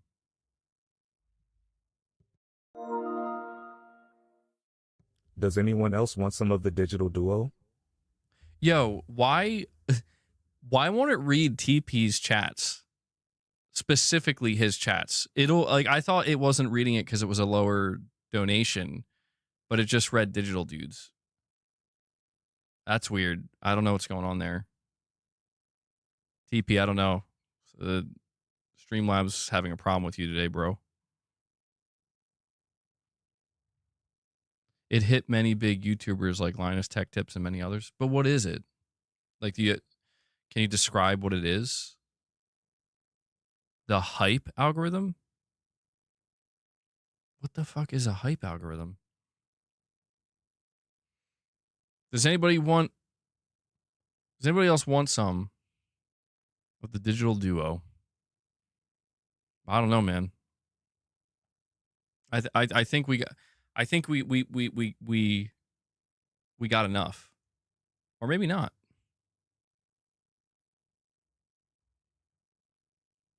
I mean, you've effectively extended the stream by about 15 minutes. There's a hype button you can hit to help. Oh, wait, yeah, the hype thing in the comment section. Oh, are you talking about how there's like a separate, it's almost like a separate trending tab, but it's for people whose videos are getting hyped, right? I think that's what you're talking about. But I don't understand what's negative about it.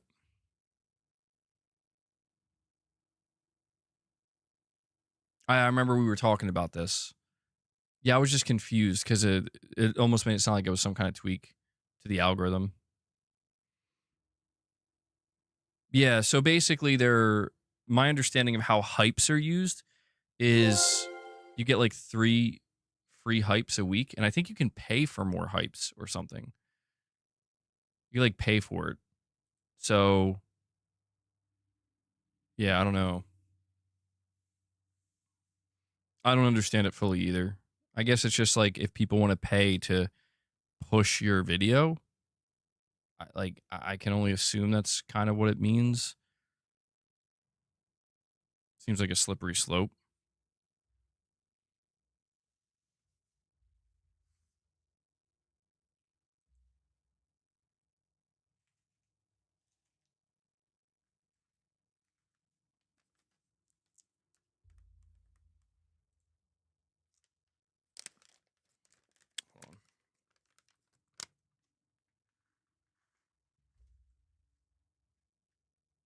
I feel bad. Boss got wrecked so bad. I'll give him a couple more treats. That's one way to give Boss more treats, digital dude. Planet Clippy says, I got my first T injection today. My aunt is a nurse and administered it to me. You'll have to let me know how it goes for you, Planet Clippy. Are you formerly Planet Schlurpian, by the way? A retired nurse?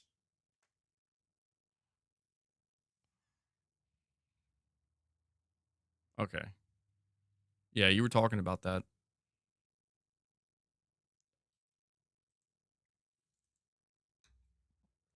All right.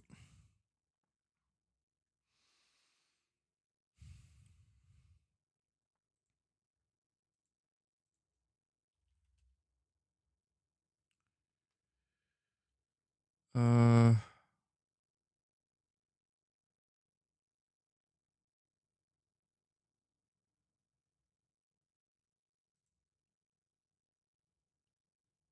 okay.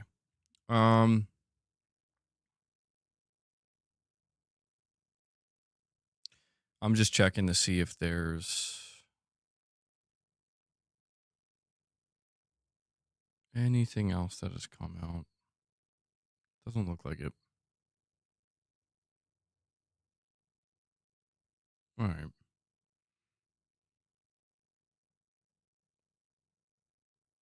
All right.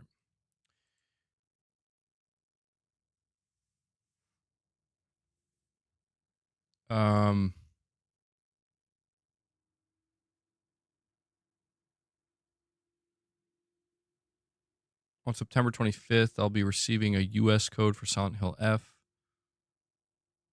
I will be sending to your email. So don't buy the game. Oh. All right, Laman. Really? Are you sure? How are you allowed to do that?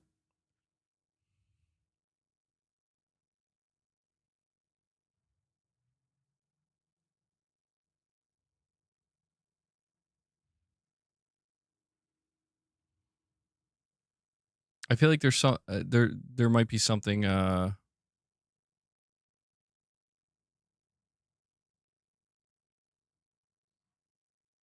I feel like there might be some kind of rule against that, you know?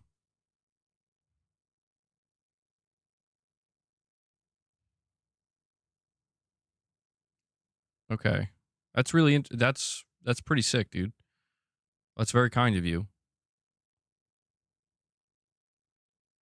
Gotta go cut the grass. Thank you for a hell of a stream today. Digital dude, you're my goat. You got a fan, digital dude. Robert. You got a fan in Robert here. SDO says if PlayStation's live service games are so bad, why is Helldivers 2 a Sony published game, the best selling and active title on Xbox consoles right now? Well, that's what I was saying earlier, SDO. I think that there are groups of what are clearly Xbox fans and players on social media and the internet that, you know, they'll never want to really give PlayStation credit. They'll never want to highlight anything good, even when it's something like this. For example, I'm seeing a lot of these types of people on social media. They're more focused on highlighting and talking about, oh, well, what happened to the narrative that Xbox players don't buy games? And it's like, okay, but why don't you focus on a PlayStation game succeeding? Specifically, a live service PlayStation game succeeding on your platform. What happened to, what happened to all the things? What happened to the idea that Xbox players don't really want PlayStation games? You know, it's like I said, it's a two-way street.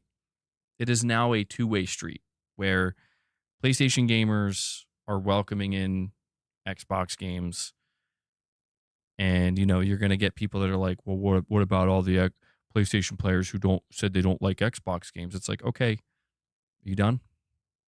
Because people are just going to play games now. It's the same thing, you know. It's the same thing. If Ghost of Yote reviews as well as the embargo lifting is suggesting, we'll be in for a real treat. Hopefully, the world is a bit more varied and dynamic than Ghost of Tsushima. Yeah, it's sounding promising, man. I'm very interested to see how this game reviews. MBG, so true. I've seen videos saying Xbox destroys PlayStation because it's top of the charts on Xbox and not on PlayStation, ignoring the facts. It's been on PlayStation for a long time. Well, I mean, it people need to understand that like it's a win for PlayStation no matter what. Like I don't think this is going to happen. I'm not anticipating this at all. It's extremely unlikely. But it's like, even if Helldivers 2 sold better on Xbox than it did PlayStation, like that's still a bigger win for PlayStation, dude. Like it literally is. Like Sony's getting the lion's share of that money. So it's like when Xbox players were bragging about how well Forza sold on PlayStation, it's the same thing. So if you're willing to brag about how well Forza's selling on PlayStation because it's of how good it is for Xbox, then surely you have to be able to understand that when the roles are reversed and it's Helldivers 2 selling so well on Xbox, how good that is for PlayStation and for Sony.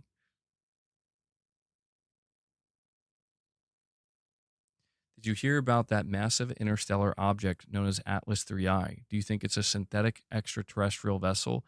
Somebody mentioned this yesterday and I didn't look into it. I may have to look into Atlas 3I. I don't know.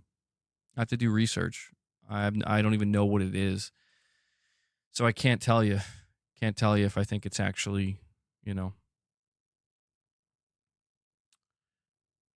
maybe I'll watch some videos on that tonight or something.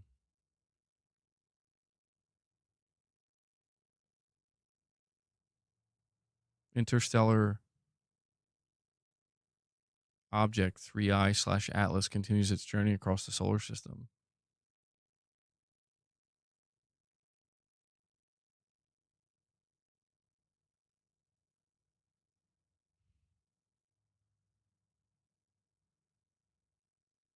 Oh shit. Yeah, I don't know. I'll have to do some research because I have no idea. That's really weird though. Irfan, you're saying, what would it have looked like if Helldivers released day one on Xbox? I'm not sure. It's impossible to know.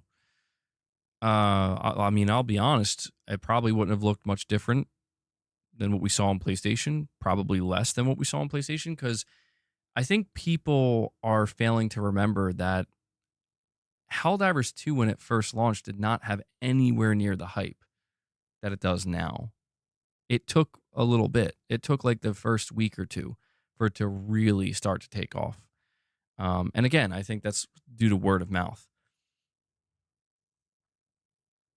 And I think that I think it would have. I think ultimately they would have been able to get more sales on Xbox if it launched day one on Xbox, obviously, and followed that same trajectory as PlayStation and Steam. But, better late than never, I suppose. But yeah, I mean, Xbox fanboys, dude, on the internet, they're having a field day, and I don't know why.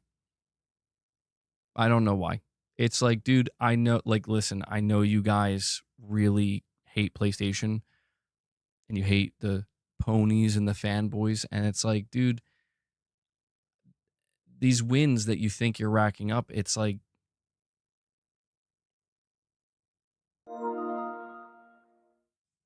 MBG, you need to play Chronos, one of the best horror.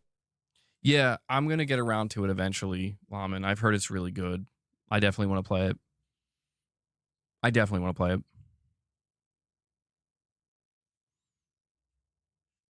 It's just, I don't know, man. It's just, I'm tired of seeing the people, without going on another rant, but it's like, I'm tired of seeing the people that claim that it's just about enjoying the games. And yet it's like, unless we're shitting on PlayStation, like specifically the fan base or, the decisions Sony's making, it's like, I don't understand. Like, so you're you don't like PlayStation. You have a great. Basically, what I'm trying to say is all the people that would point the finger and say, "Oh, it's always Xbox bad.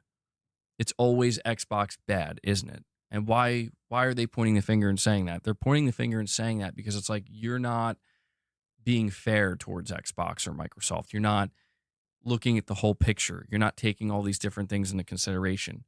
But now it's like you're seeing those exact same people who were claiming that they're doing the exact same thing, but the other way around.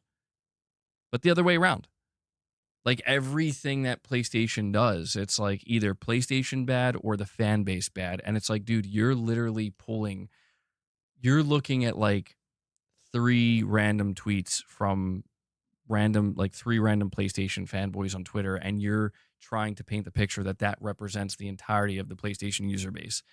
When in reality, that's like less than 1%. It's like, yeah, Sage Infinite. I knew somebody mentioned it. I didn't realize it was you, though. Yeah, I'm going to have to look into it, dude. It's really weird.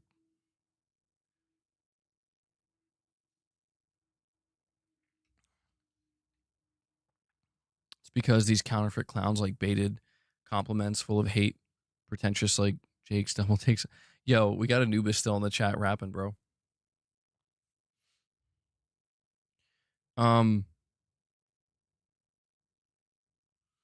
Ray, you got the physical version of Chronos? Good shit, dude. It's arriving September 19th. Good shit. Yeah, if I do play that game eventually, I want to get it physically as well. But yeah, man, I just think that there's a lot of people who want to hate on PlayStation. I don't know if Irfin's still here. I think he is. But he said before that, it's just like the cool thing to do is to like hate on PlayStation now. My streaming gameplay today. I'm trying, if we hit the goal of 50 members, maybe do some Metal Gear, but I don't know. We'll probably be wrapping up sometime soon. So I don't know if we'll be doing it today. Irvin's like, I am here. Well, dude, it's like you said, man. There's the cool thing to do is to either shit on PlayStation or their fan base. And it's like, I get it to a degree, but generally speaking,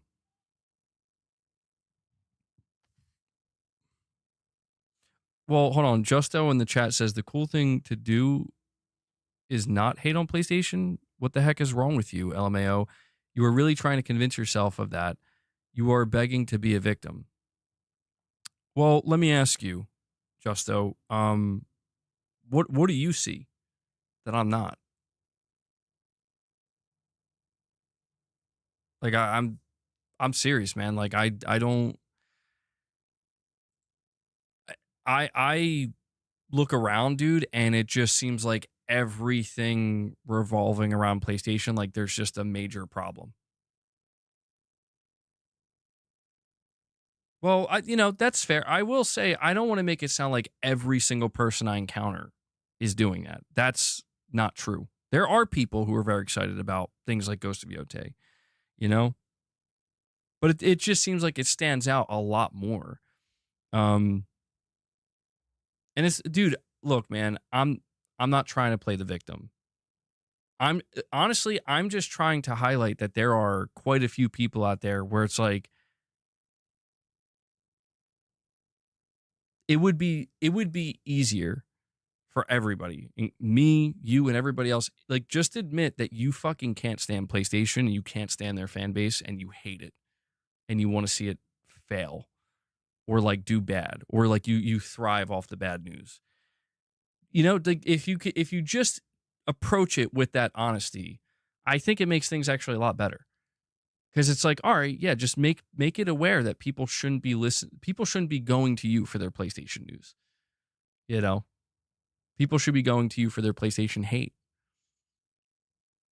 That's like, it's like I say, man, it's not so much about trying to play the victim as much as it's just, I see somebody, a YouTuber with over 180,000 subscribers and like 80,000 followers on Twitter, that's Xbox oriented, right?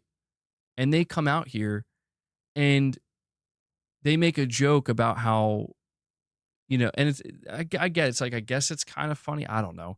They ended up deleting the tweet, but the joke was PlayStation players should have more than enough storage for the remainder of Sony's first party games, and basically using the opportunity to take a shot at PlayStation, making it seem like they have a dearth of games, right? And then they put out this big chart showing here's Xbox's first party games, here's PlayStation's.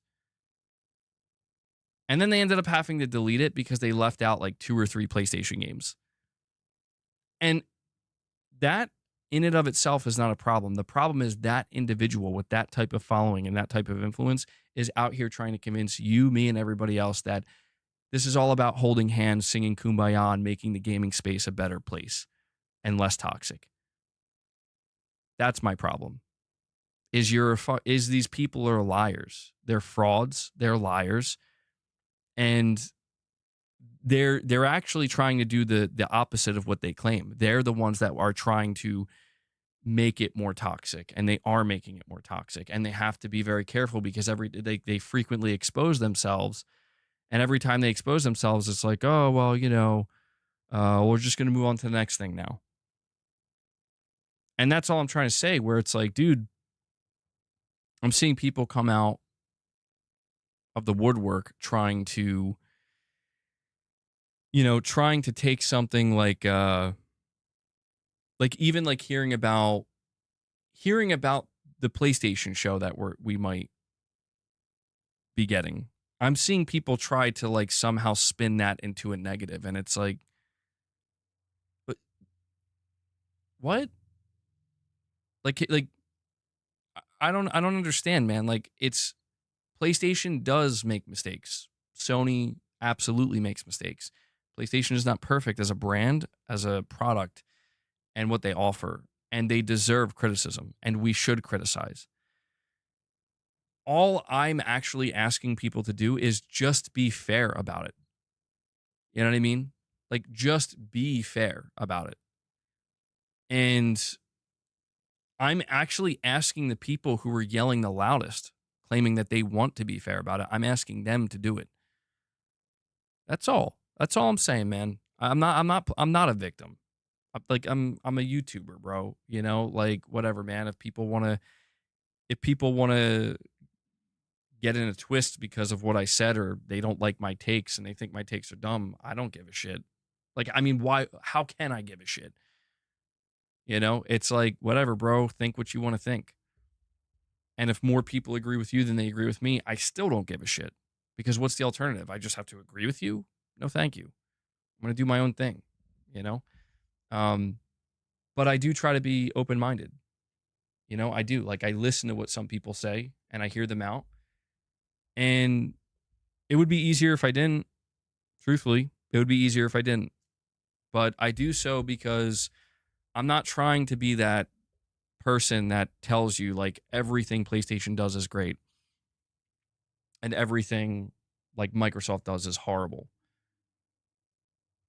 I'm not trying to be that person, and I was never that person. You'll have people try to convince you that I was that person. I was never that person, dude. And I'll never be, because that's not true. There's many things that Microsoft has done that I've enjoyed. There's more things that Sony have done that I've enjoyed. But PS5 is successful, so now they want to be fake, offended, and be counterculture for views. Fake offended. That's funny, man.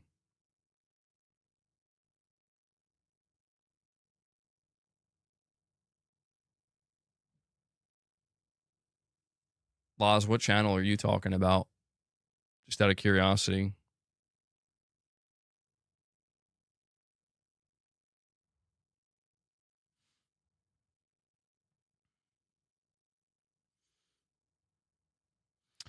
PlayStation is the most dominant brand in the gaming industry alongside Nintendo. Both companies pervasively dominate the gaming industry. Both are detested by Xbox/PC fanboys. Their success ticks them off so much. I mean, they do come off that way, man. Like, I do find it kind of funny that, a lot of PCs oriented players suddenly are like, they seem to be so cool now with individuals who absolutely are like Xbox fanboys. And I think it's because it's like, yeah, the message has been received where Microsoft is signaling that they're going to be PC players soon. They're going to be Windows PC players soon. And now they're just kind of like, all right, well, come on in. We're all going to be in the same place now. It would kind of be like if Sony and Nintendo like joined forces to a degree, or like fused together. You would see like PlayStation fanboys and Nintendo fanboys kind of suddenly getting along much better. So it's a natural thing. It's a natural occurrence, but you're currently watching one right now, and someone in the chat still thinks Game Science and Sony deliberately made Black Myth Wukong worse. God, dude. I saw them saying the same thing about Helldivers on Xbox because the color is fucked up. This is what I'm saying. Like these people, they're not what they claim to be. And the people who actually have the influence and, in that space, it's all a front, man. It's all a front, and it's whatever, bro. People think the same thing with me, and it's like, that's fine. I understand. But I've never said that I would have a problem if Sony decides to go back to the traditional way of doing things. That's the difference. Like, you see people positioning themselves where it's like, this is better, this is the future. And I've seen so many PC gamers where they're like, this is the best way. And it's like, dude, the lack of self-awareness from some PC players is astonishing to me, dude. It is. Where it's like, don't you realize that by you like, if not obsessively, but like damn near aggressively trying to let everybody know that PC is the best way to play objectively, and not being able to just accept and be okay with people wanting to play on console instead, you're just as bad as that insane fanboy that wants to scream at you saying, no, my box is the best box and always will be, and nothing will ever even touch it. Like, don't you realize you are the same by doing that? And no, that's the thing. The people who do this, they do lack a self-awareness where it's like, yelling at people that your thing is the best thing over and over again, while not taking a moment to consider why people would choose something else and understanding why they would choose something else. It's a lack of self-awareness, and it comes from a place of ignorance, and if not ignorance, like arrogance, or both. And that's what's interesting to see, man. It's interesting to see that because like I said, Microsoft is now converting Xbox players into Windows PC players.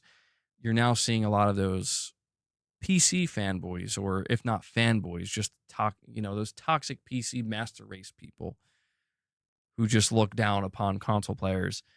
Now you're seeing them just kind of like, oh yeah, we're cool with them. That's cool, bro. It's like, yeah, you're cool with them because Microsoft signaled to you that they're going to be PC players now. Just like if Sony said, yeah, go ahead, we want you to be PC players now. And that's just what blows my mind in this space, dude, is that like, what blows my mind in this space specifically is that there are too many people who claim to be holier than thou, but literally, like they just keep doing, they keep just showing you that like, but we're not.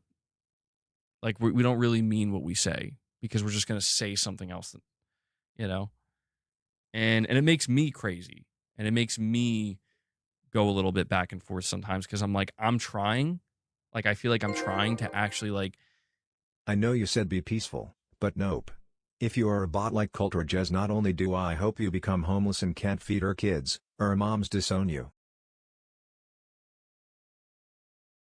So anyway, about that thing about not being so toxic. Oh my God, bro. Dude. God damn, Rich Rod, that is insane. I mean, I don't hope that. That's too much.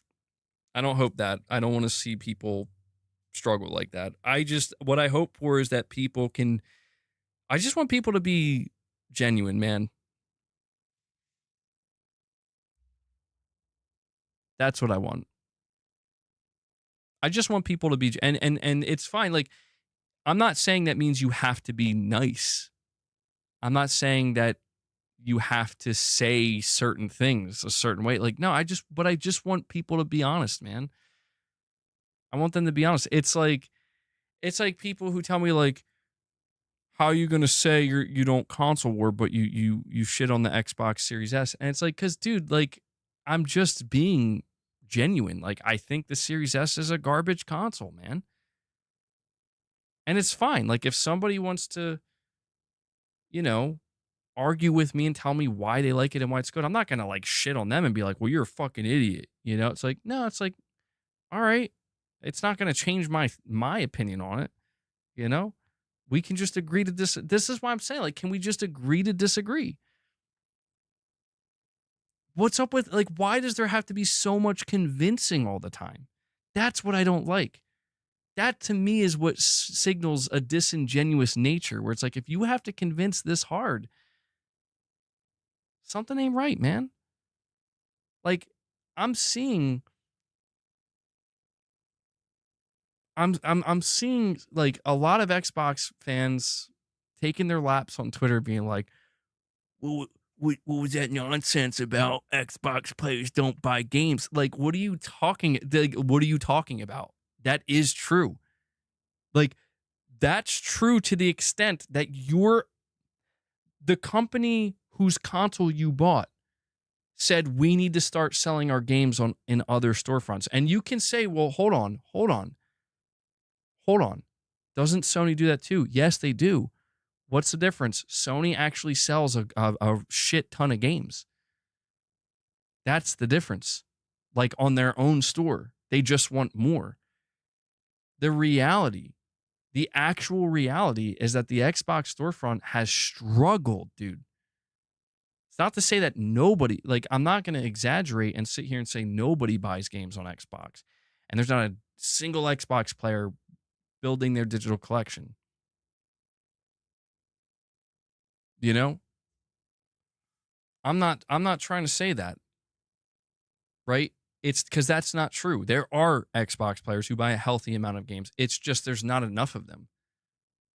And yes, part of the reason for that is, well, they haven't sold a lot of consoles. And on top of that, they all talk about Game Pass, and Microsoft told them it's okay, just play your games through Game Pass. And so that's what happened. What does that do? That's a 1-2 punch combo to make it so, oh man, you might have trouble selling some games in your storefront now. It might not go so well. And that's what's so funny, dude. I see people out here who are like, did you see what Capcom's president said about how Monster Hunter Wilds didn't sell well on PS5, or the PS5 price point is making it hard? Listen to me. I just witnessed multiple not Xbox fanboys, or also Xbox fanboys, people who claim they're not, people who clearly are, talk about this, where they're pointing out, look at what Capcom's president just said. Capcom's president said that part of the reason why Monster Hunter Wild sales have slowed down so much is because of the high price point of the PS5 in Japan, or just the high price point in general of the PS5. And you see what these Xbox fanboys do. What they do is they run with it, and they're like, well, there you go. See, we told you. And it's like, let me get this straight. You're focused on what he's saying about the PS5, but we're going to ignore the fact that the Xbox Series is more expensive than the PS5? We're going to ignore that Monster Hunter Wilds is available on Xbox and probably sold like shit on Xbox. We're just going to ignore that too. We're going to ignore the fact that Monster Hunter Wilds sold 10 million. At MBG, I just bought a disc drive for my PS5 Pro. I think going forward, I'm gonna get all my games on disc. I'm going to respond to that in just a second, Digital Dude. I got to finish my little rant here. We're going to ignore the fact that Monster Hunter Wilds sold 10 million units in its first, I think, week or month it was out. 10 million, and 3.5 million of those were on PS5, and the remaining bulk was on Steam. And only a small portion was on Xbox. We're just going to ignore the fact that this game stopped selling across all platforms. The answer to that question in the minds of these fanboys is absolutely yes. Because fuck PlayStation and fuck the PS5 and fuck PlayStation fans. That's why. How can I spin this to make it seem like Sony bad? Or if not Sony bad, Microsoft good? I've literally seen this. And it's like, dude, I can't do this anymore. Like, you people just continue to expose how fraudulent you are, how disingenuous you are. Where it's like, dude, the majority of PS5 and Xbox owners don't even talk like crazy. Why does MBG keep focusing on these people? Dude, it's because I'm this close to actually starting to show you. That's why. I know. I still haven't crossed that threshold yet. And I'm torn on whether I'm going to. I'm this close to just showing you. I try not to name names. I sometimes I do, but I try not to, because it's like, in the eyes of these people, that's what they want. Because all attention is good attention. And unfortunately, we live in a day and age where, like, yeah, unfortunately, that seems to be true. And that's stupid. Like, people should be criticized for the hypocrisy or the nonsensical. Like, that's the thing. People want to talk about criticizing me for nonsensical takes. What about the individuals that are out here talking about that? Because I've seen it. Why aren't they showing up? Why is it only tweets from PlayStation fanboys I've never heard of? So I'm saying, like, it exists. It exists and it's real. And the reason why I care about it is because it actually does make its way to my channel. That's the thing. Like, I know that for most Xbox and PlayStation players, this is shit that doesn't even exist. I wish I could say the same for this space. But in this space where I exist, it absolutely is here. And that's why I'm saying, like, let's get our facts straight here, people. Monster Hunter Wilds just hit a fucking wall. Okay?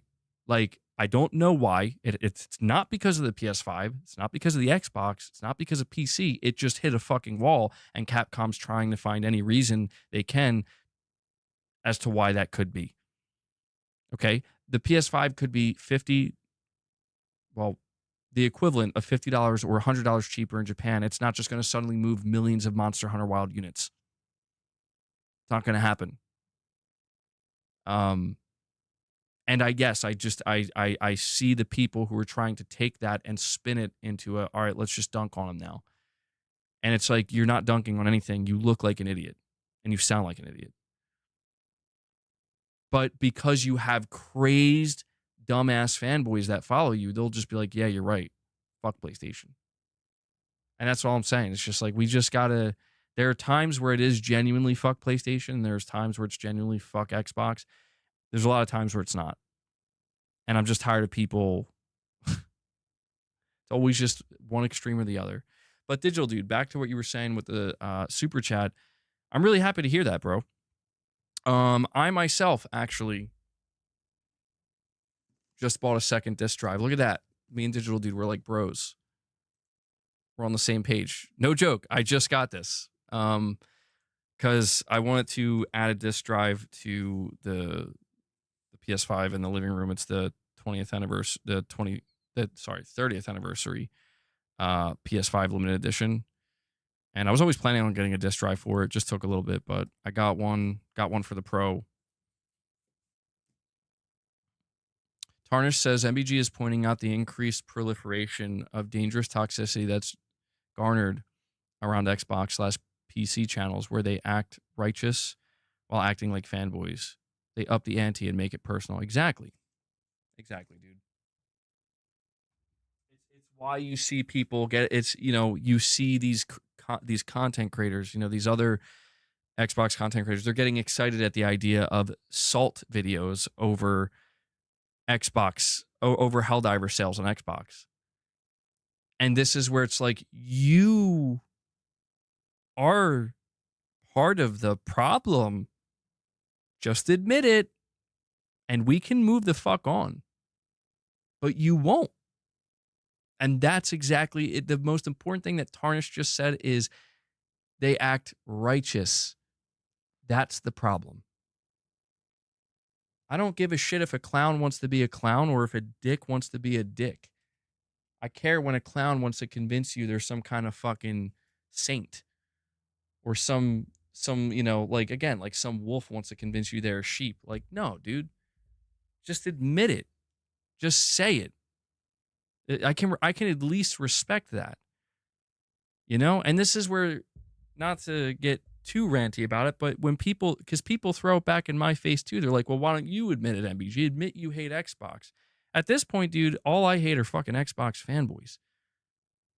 That's what I hate. And the PC fanboys.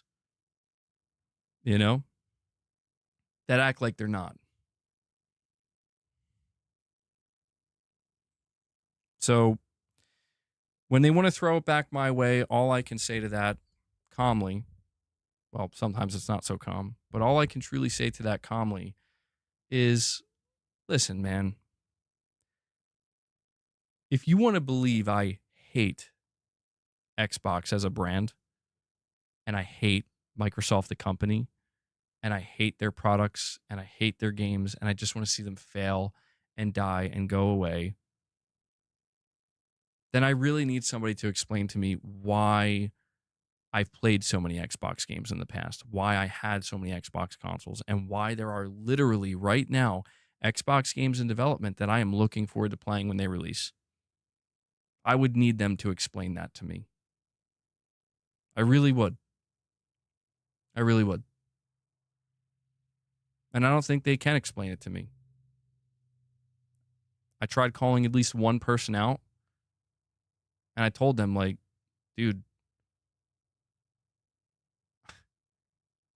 I think Forza Horizon's amazing and one of the best games out here. I think Playground Games is one of the best teams out here. And I showed them proof where I pulled up like previous tweets of mine and stuff. And their response was, LOL, who cares? And it's like, yeah, that's about what I expected. These are the people.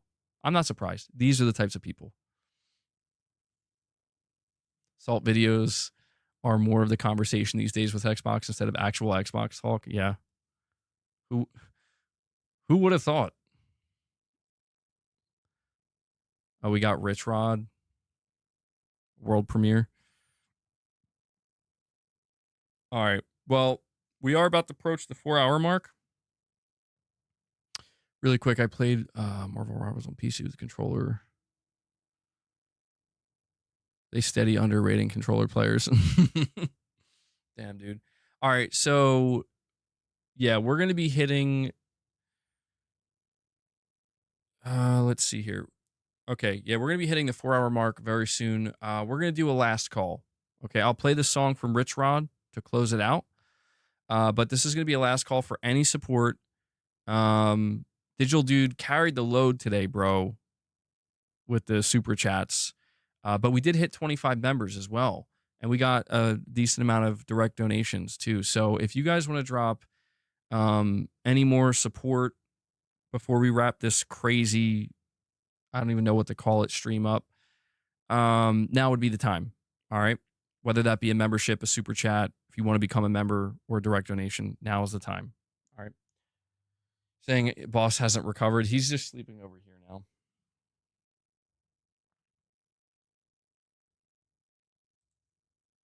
Rich, I need you to give me your Twitter handle again if I'm going to bring up the song.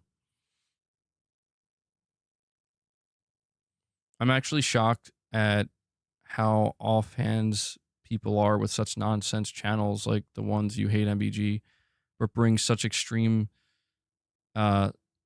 scrupulousness,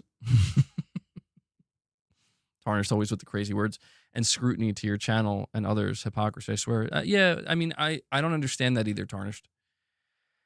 I'll be honest, Tarnished, before I play the song, I think it's because there's a lot, I think it's because a lot of people in this space, like that, you know, like you're saying, people who follow these channels and enjoy these channels, they want to see that. They want to see the drama, you know, like they want to see the back and forth. And I think because I really try to make it clear that, like, not only do I want to reject that, but I want to call out the people who are actually egging this on. And I want to explain to you like how they're manipulating and trying to make it that way. I think it's like I said, it's cognitive dissonance, Tarnished. I think you know that. I think a lot of us know that. The more cognitively dissonant somebody becomes, the more of a threat I become to them and their view of things and their belief of things if I actually just try to show them, like, here's what you're actually supporting. Like, here's what you're actually, like, fully engrossed in supporting and being a part of. And it kind of, you know, it's a bit of a trap on my end because it's like, yeah, they don't. It's like trying to wake somebody up from sleepwalking, you know? Like, you don't want to be the person to do that. All right, Rich, I'm only going to play one song and I'm going to wrap it up.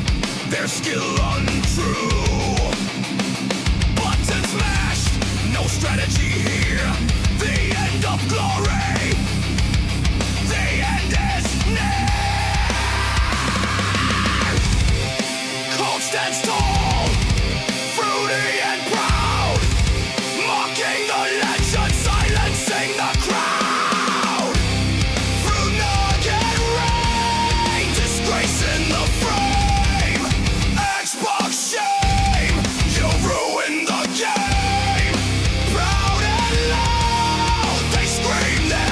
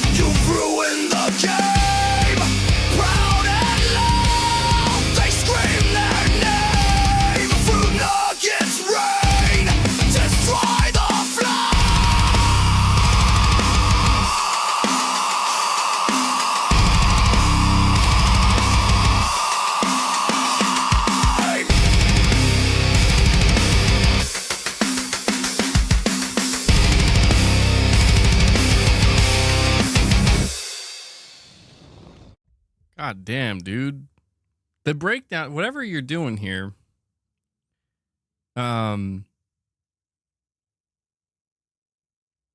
you're doing here with these metal songs, the breakdowns are really fucking good, and the drumming in this one was really good too. Fruit Nuggets Rise, bro. I don't even know what that means, but all right. Xbox don't deserve how good this is. Rich Rod has to be working on these songs all day. Maybe. I never listened to new metal until I started making AI songs. The drums be slapping. Who do I listen to listen to real new metal? Oh, man. I mean, for a lot of people, it's like Korn and Biscuit. I mean, early Slipknot. Early Slipknot, I think, is certainly considered new metal. Yeah, there's new metal. There's some great stuff there. But guys, that's going to wrap up today's stream. I know it was a bit all over the place. My hope is that going into Sunday, if not Sunday, going into next week, we get more meaty topics I can discuss.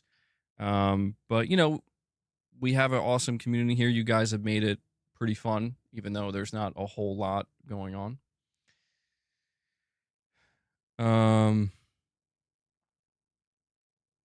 Pushing polygons, what are you going to check on?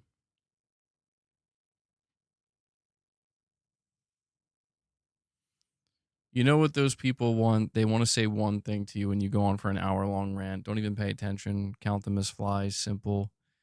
Yeah, I know, man.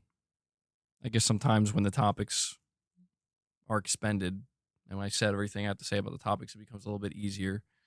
Oh, the Yote controller for Dwayne.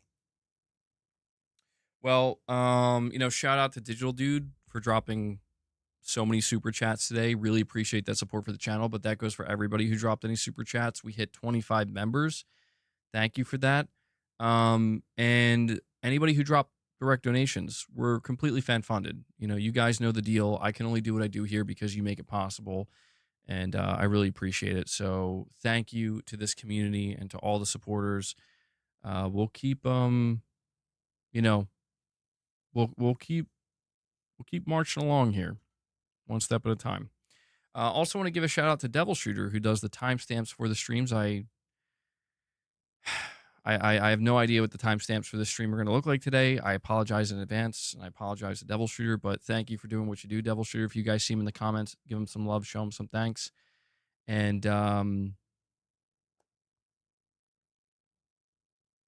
even the Xbots are bobbing their head to this banger.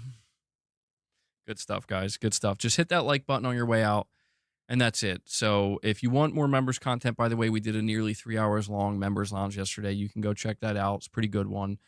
And yeah, so guys, enjoy the rest of your day, night, or evening. Probably be taking tomorrow off, and we should be back here Sunday. All right. So I hope to see you then. All right, guys. I'll catch you in the next one. Till then, take care, everyone.